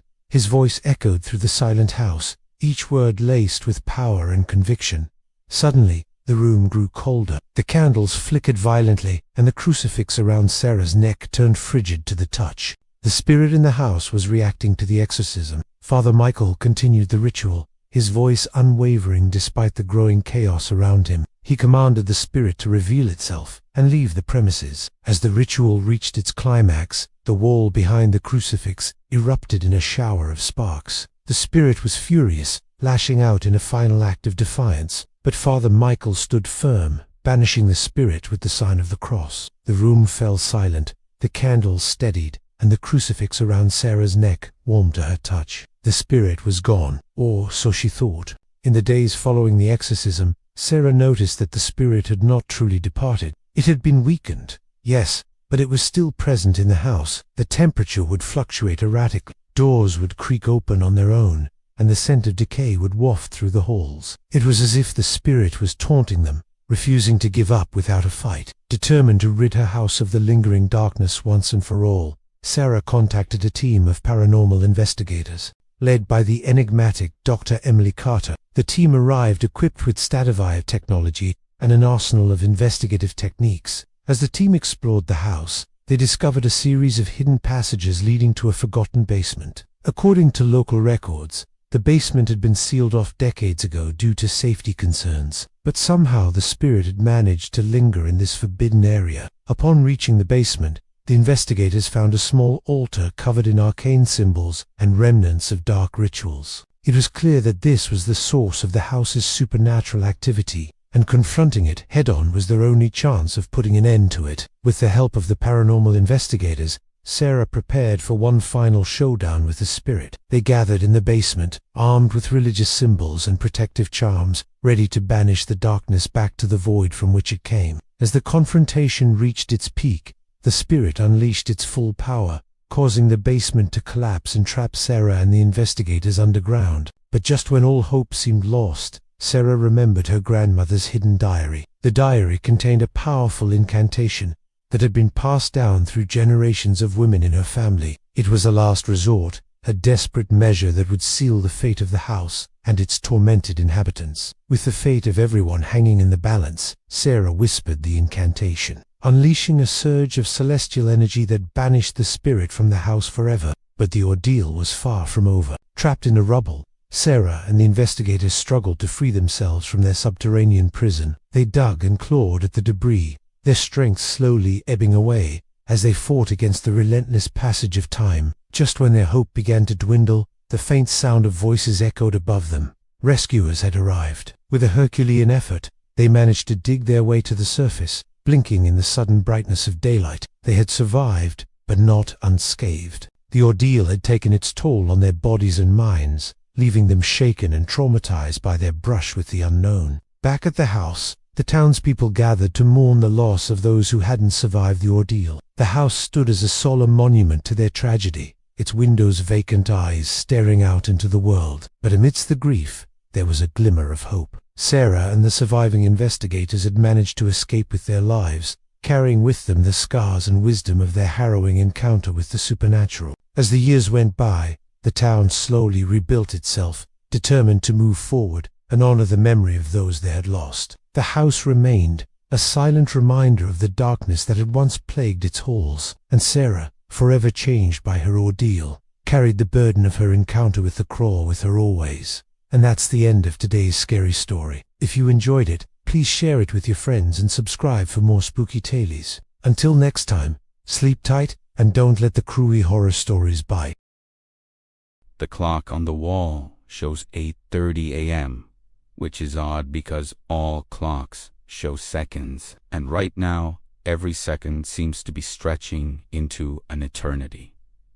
I need coffee. Suddenly, it strikes me. Why doesn't this clock have hands? It has Roman numerals. But where are the hands? I walk over to the clock and touch the glass case. The glass is cold, and there's a strange humming sound coming from behind it. I look at the clock face. What is this design in the middle? It looks like an hourglass, but it doesn't make sense. There's no sand or beads in there, just this metallic liquid. It looks so mesmerizing. I want to reach inside and feel its silky texture between my fingers. I can feel myself getting lost in its movement, paralyzed by its hypnotic rhythm. I shake my head, trying to focus on something else. Anything else. But I can't take my eyes off the clock. What if it's not an hourglass? What if it's something else? Something more? Then I notice the inscription below.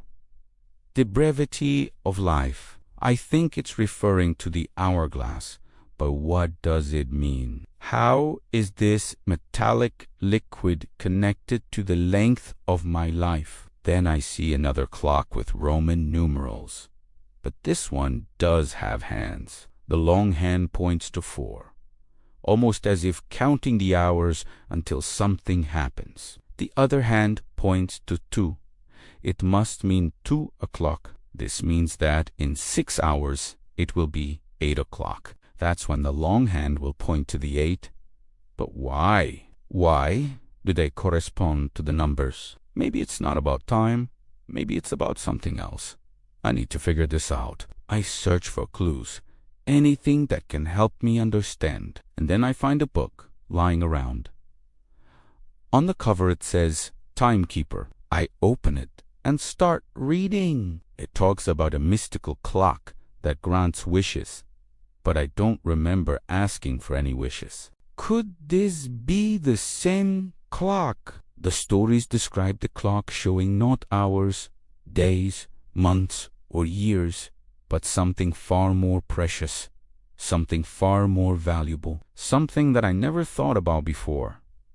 It shows the time you have left to live. Is that what this clock is showing me? My heart starts pounding in my chest. I can feel my pulse quickening, echoing the metallic beat of the clock.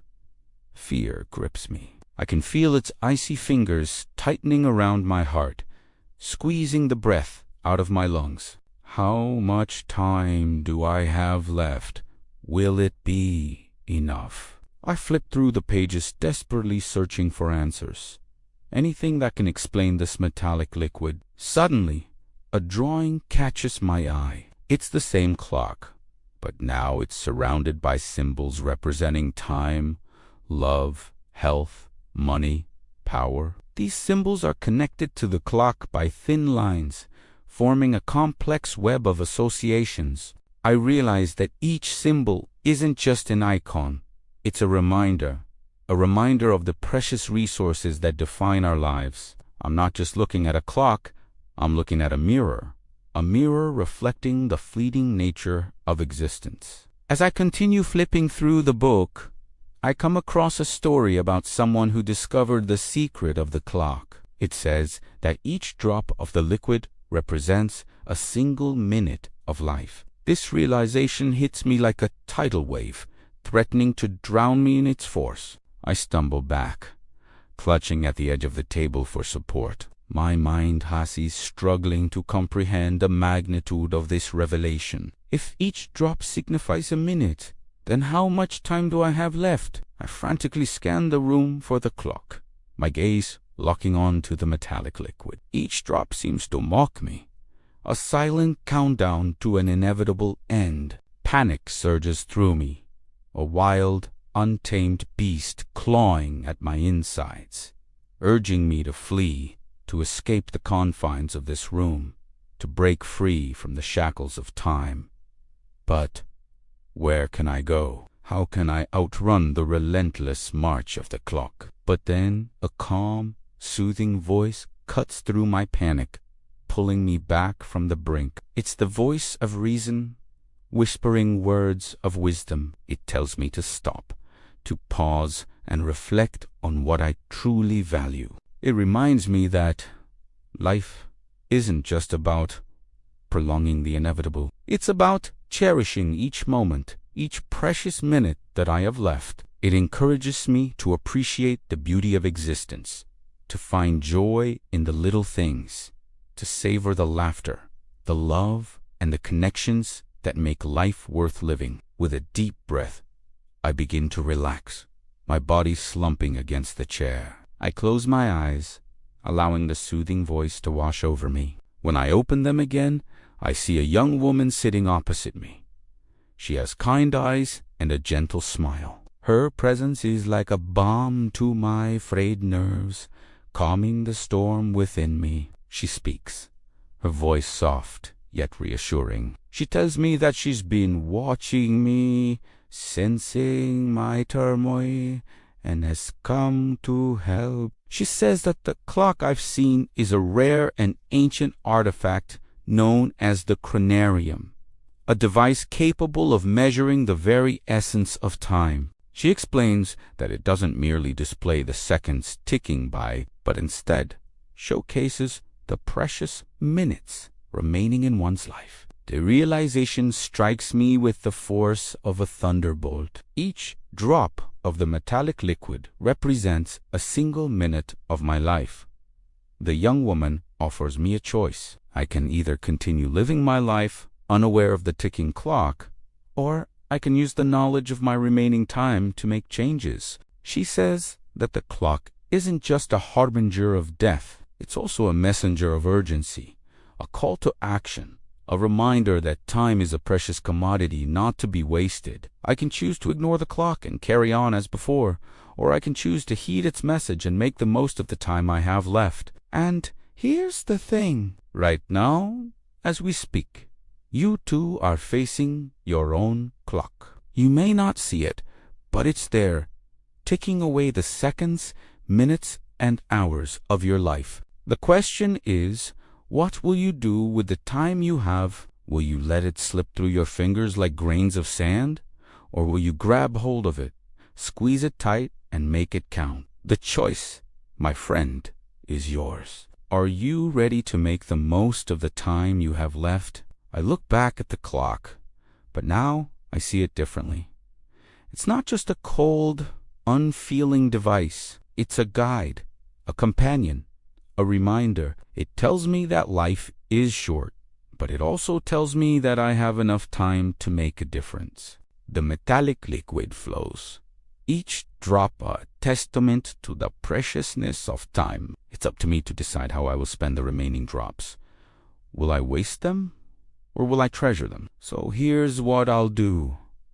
First, I'll appreciate the present moment. I'll savor the feeling of the sun on my skin, the wind in my hair, the taste of freedom in my mouth. I'll embrace the uncertainty of life, for it's in the unknown that adventure lies. Next, I'll pursue my dreams with renewed vigor. I'll chase the butterflies in my stomach, the ones that tell me I'm on the right track. I'll follow my passions, even if they lead me to unfamiliar shores. I won't let fear hold me back anymore. Instead, I'll face it head-on, for it's in overcoming challenges that true strength is found. Finally, I'll cherish the connections I make along the way. I'll nurture the bonds that tie me to others, for they are the anchors that keep me grounded. I'll offer kindness to strangers, for in their smiles I'll find a reflection of my own humanity. I'll dance in the rain without an umbrella,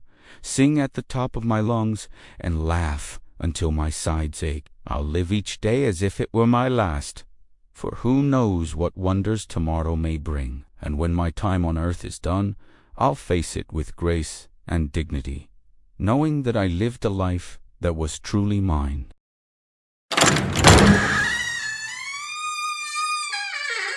Imagine this.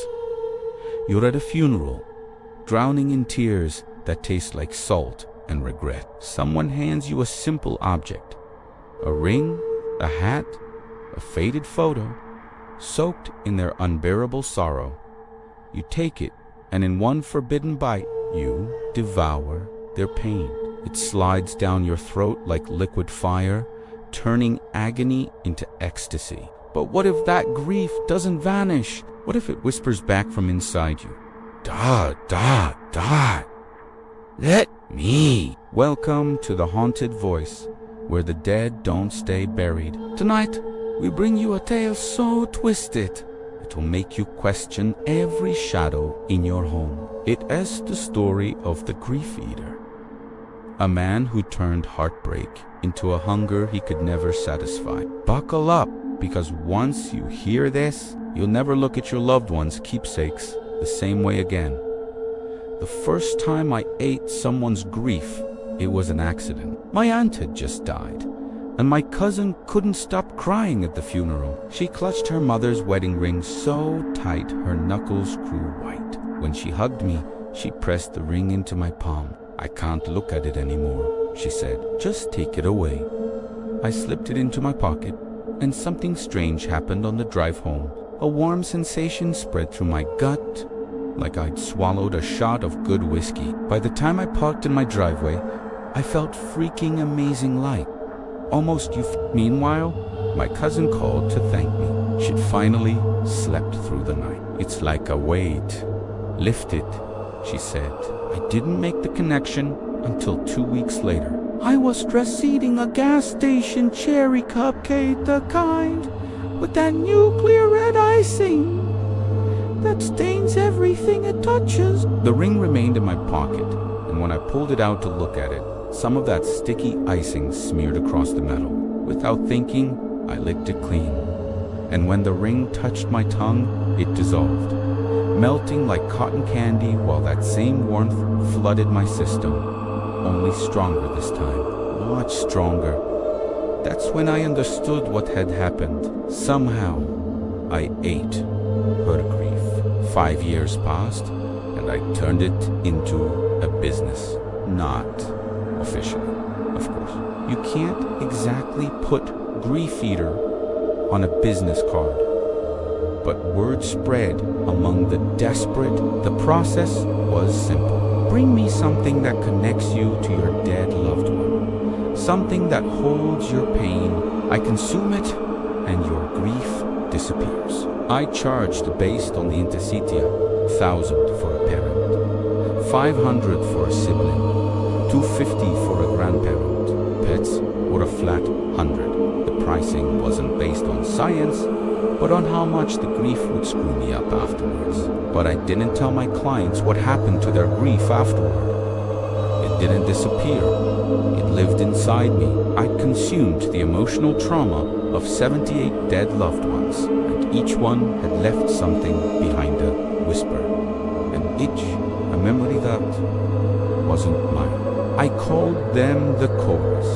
Most days, I could handle them. They were just background noise, the mental equivalent of a TV left on in another room. But lately, they'd been getting louder, more demanding. The whispers had become conversations. Conversations had escalated into arguments. Please had replaced the arguments.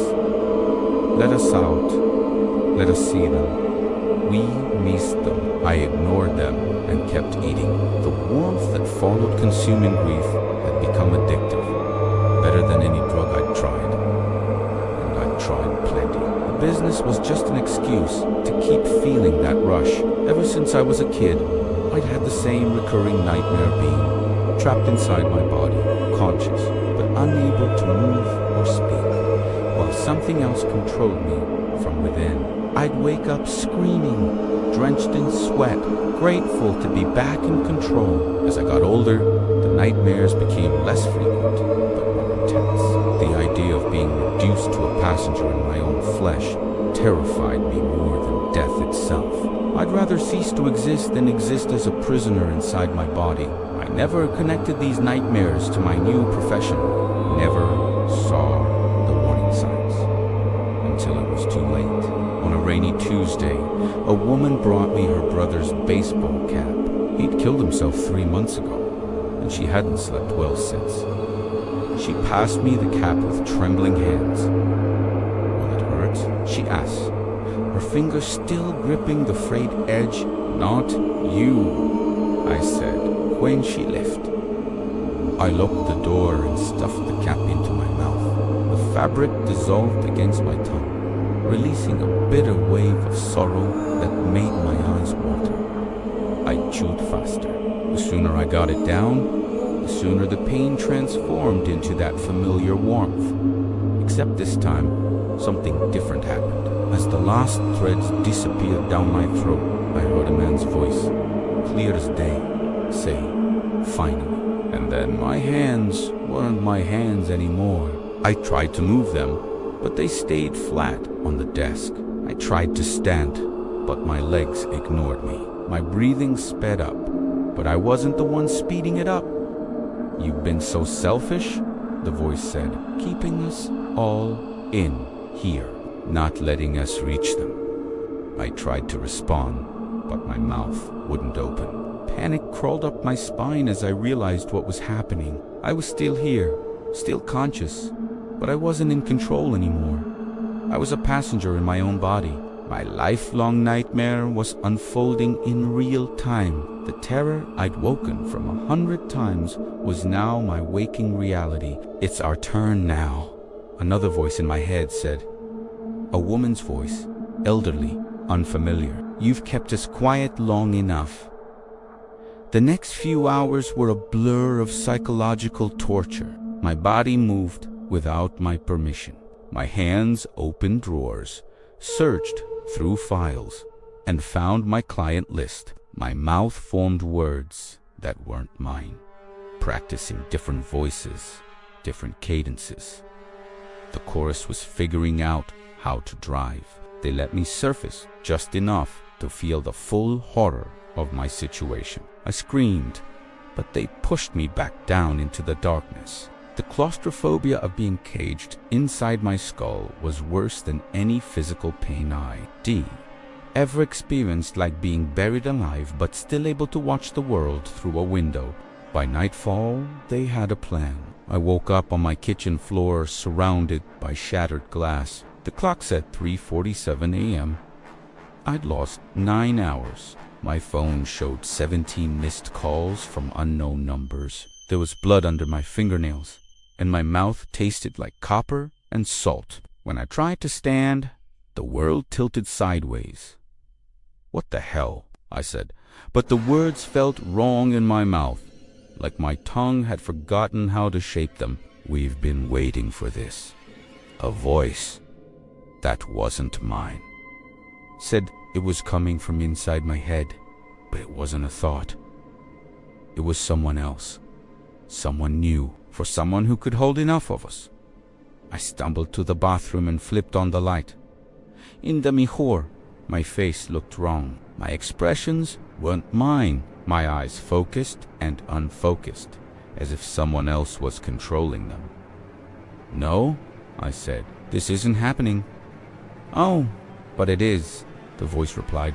"You've been so generous, making space for us. And now we're going to return the favor." My hand rose to my face, but I wasn't the one moving it. I tried to scream, but my lips stayed sealed. My worst nightmare had always been this: losing control, being trapped inside while someone else drove.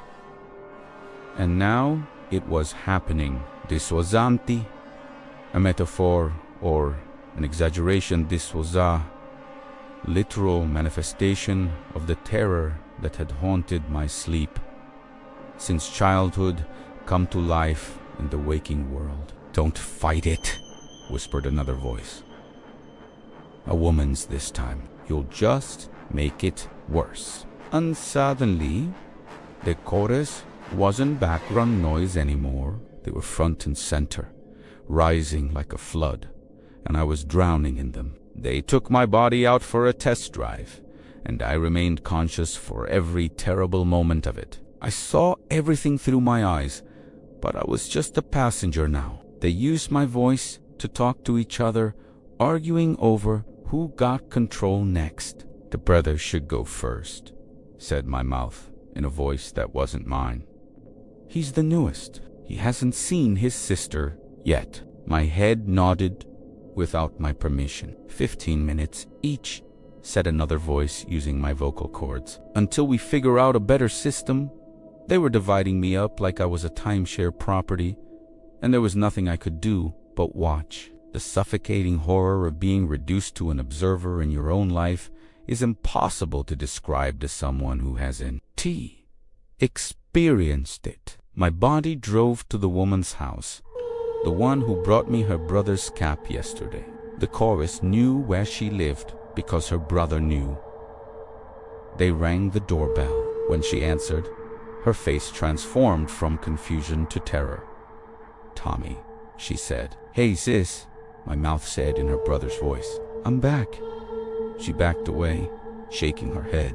"No, you're that person, the one who took the cap. What are you doing?" "It's complicated," my mouth said, "but I needed to see you, to tell you it wasn't your fault. They were using me like a puppet, and I couldn't even scream. Every childhood fear of possession, every adult anxiety about losing autonomy was all playing out in high definition. This wasn't just a nightmare. It was the nightmare that defined me." The woman was crying now. "This isn't funny. You need to leave. Remember that summer at Lake Michigan when I pushed you off the dock and you lost your new sunglasses? I said a fish took them." Her face went pale. "Nobody knew about that. I did." "I do." My hand reached out to touch her face. "I need you to do something for me now." "What?" she whispered. "I need you to give him something else. Something with more grief in it. My journal." "It's under the No!" I screamed inside my mind. "Don't listen to him." But, of course, she couldn't hear me. Nobody could. I sat trapped in the passenger seat of my body, watching as they used me to collect more grief. Mori memori souls to add to the chorus. Over the next 3 days, they visited 7 of my clients. Each time, the newest member of the chorus took control to convince their loved ones to hand over more grief-soaked items. Some were suspicious, but most were so desperate to believe they were communicating with their dead that they did whatever we asked. The pattern remained the same. My body would show up unannounced. My voice would say things only the dead person could know. My hands would take whatever they offered: journals, photographs, wedding rings, even clothing. And then my mouth would consume them, adding each new voice to the chorus. With each new object I consumed against my will, the chorus grew stronger. I felt myself shrinking, compressed into a smaller and smaller corner of my mind. The nightmare was consuming me, becoming more real with each passing hour. By the 4th day, I only got control for minutes at a time, usually when they were sleeping. During these brief windows, I tried everything to fight back pain, alcohol, even smashing my head against the wall.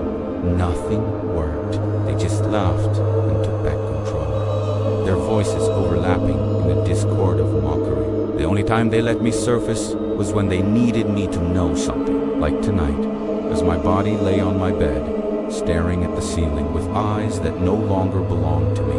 "We're going to the cemetery tomorrow," explained the first voice, my cousin's mother. "We've decided it's time to expand our operation." "What do you mean?" I thought at them. "Fresh grief is the sweetest," said another voice. "We are going to find those in mourning and offer our services directly."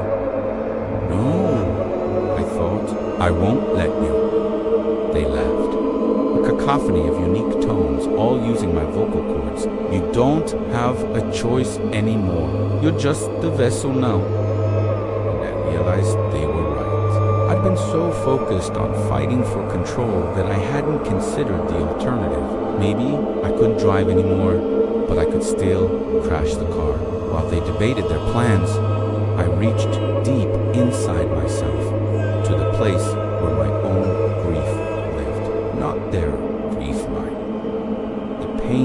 been running from my whole life. I found the memory of my father's death overdose I discovered when I was 14. My mother's suicide 2 years later. The friend who died in my apartment while I was out buying more drugs for us. All the grief I'd never processed, never acknowledged, never consumed. I pulled it up like poison from a well, and before the chorus realized what I was doing, I turned it on. Grief is a living thing. It grows, changes, evolves, and when you feed it, it gets stronger. My grief flooded through the mental space the chorus occupied. As the grief-eating entities touched them, they screamed entities unfamiliar with grief themselves. They'd only been the echoes, the impressions left behind. Never had they been the source. Stop! They shrieked as my grief engulfed them. You wanted grief, I told them. Here it is, all you can eat. I forced every painful memory through my consciousness, every loss, every regret, every moment of despair I'd ever experienced. I'd spent my life running from these feelings, but now I embraced them. They were my weapons. The chorus splintered under the assault. Some voices faded altogether, others fragmented into whispers. A few of the strongest pushed back, trying to regain control. But the assault weakened them. For the first time in days, I moved my hand when I wanted to. I dragged myself to the bathroom, teeth clenched against the battle still raging in my mind. In the mejor. My face was gaunt, eyes bloodshot. I looked like I'd aged a decade, but they were my eyes again. At least for now, this isn't over, hissed one of the remaining voices. Why?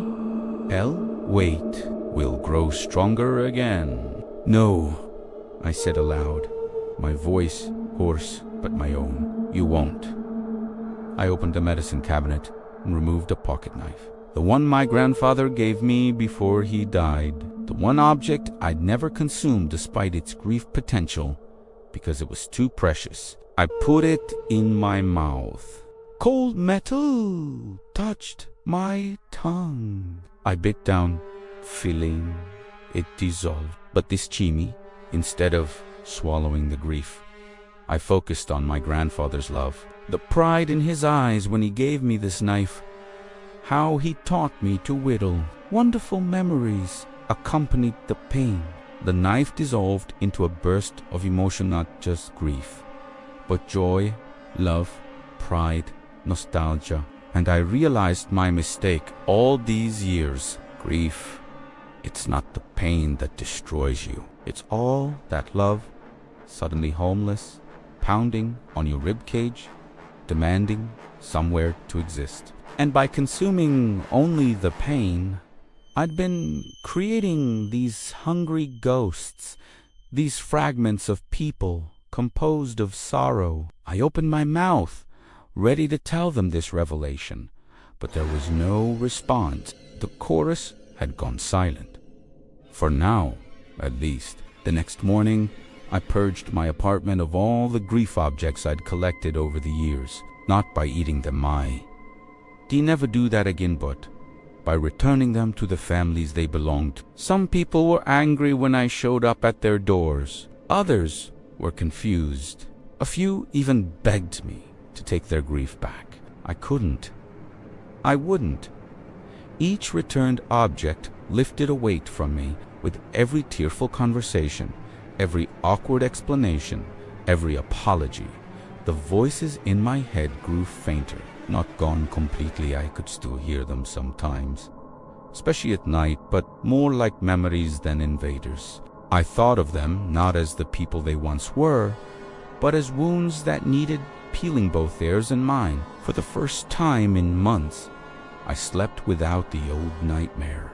The terror of being trapped in my own body had lost its power over me, not because it wasn't frightening anymore, but because I'd lived through the real thing and survived. I'd faced my worst fear and come out the other side.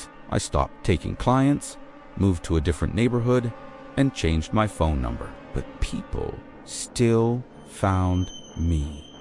desperate for relief from their pain. Instead of eating their grief, I listened to their stories. Sometimes that was enough. Sometimes it wasn't. But it was honest work, at least. A week after my liberation, a man brought me his daughter's teddy bear, Cancer. She was 7. "Can you take it away?" he asked, tears streaming down his face. "I can't live with this pain." I sat with him for hours as he talked about her favorite ice cream flavor, the way she insisted on wearing mismatched socks, how brave she was. At the end, before he left, I told him the truth, that grief is just love, with nowhere to go, that the pain he felt was the other side of how much he loved her. That healing doesn't mean forgetting. "Keep the bear," I said. "She loved it, and you loved her. Let it hurt for now. Eventually, it'll hurt less, but you'll still have the love." As he walked away clutching the bear, I felt something shift inside me. A few more voices in the chorus faded, replaced by a peaceful silence. I still don't know exactly what I am or how this strange ability works, but I know what I'm not anymore. I'm not a grief eater. I'm just someone who's learning, finally, to digest my own.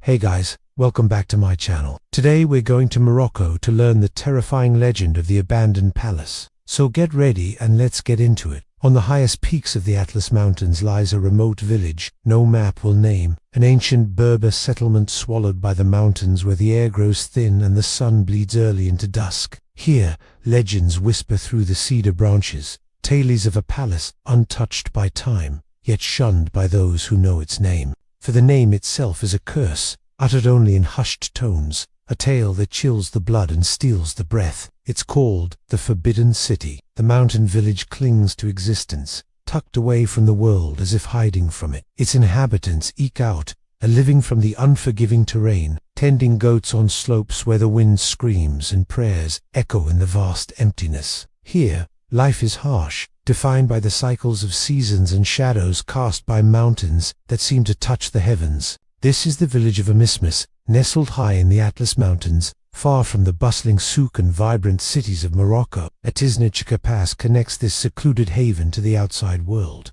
a gateway fraught with danger. More than a few vehicles attempting the journey have met their end on the treacherous roads. Those who brave the journey arrive at a place seemingly frozen in time, where mud brick houses huddle together for warmth against the biting mountain winds, and time seems to move to a different rhythm. Here, tradition reigns supreme. Ancient customs and beliefs are jealously guarded. The elders hold court under the shade of gnarled olive trees, sharing stories of a past that's both rich and painful. They speak of a history that predates the current village, a legacy buried beneath the sands of time. Amongst them, whispers persist of a grand palace, an architectural marvel that once stood majestically atop a nearby hill overlooking the village. Now only crumbling ruins remain, silent witnesses to a glorious past shrouded in mystery. To the villagers, the palace isn't just a historical relic, it's a forbidden zone, a physical manifestation of a curse they fear to speak aloud. The locals believe that uttering its name unleashes a malevolent force best left undisturbed. This fear-stricken tale takes us back to the year 2003.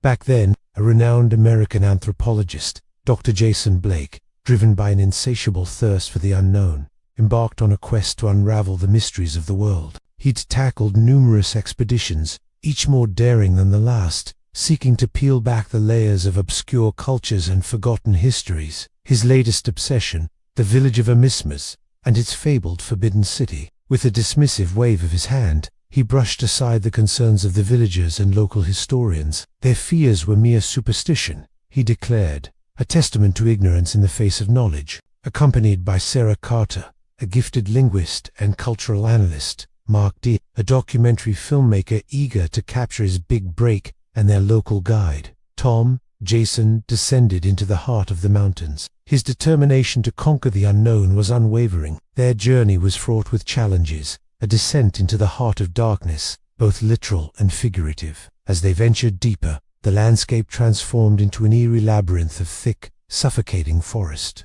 The air grew heavy with an oppressive silence, broken only by the crunching of stones beneath their tires. The world seemed to contract, isolating them in a bubble of dread. Upon reaching the village, they discovered the remnants of an abandoned town frozen in time. Crumbling houses whispered tales of former inhabitants who'd fled long ago, leaving behind a haunting silence. The structures weren't merely dilapidated, they were imbued with a palpable sense of terror. Doors creaked open as if inviting the night itself to come and play. Strange symbols were etched into tree trunks and stone walls, serving as cryptic warnings or perhaps as tools of an ancient magic. Amidst the decaying grandeur, the most imposing structure was a decrepit mosque,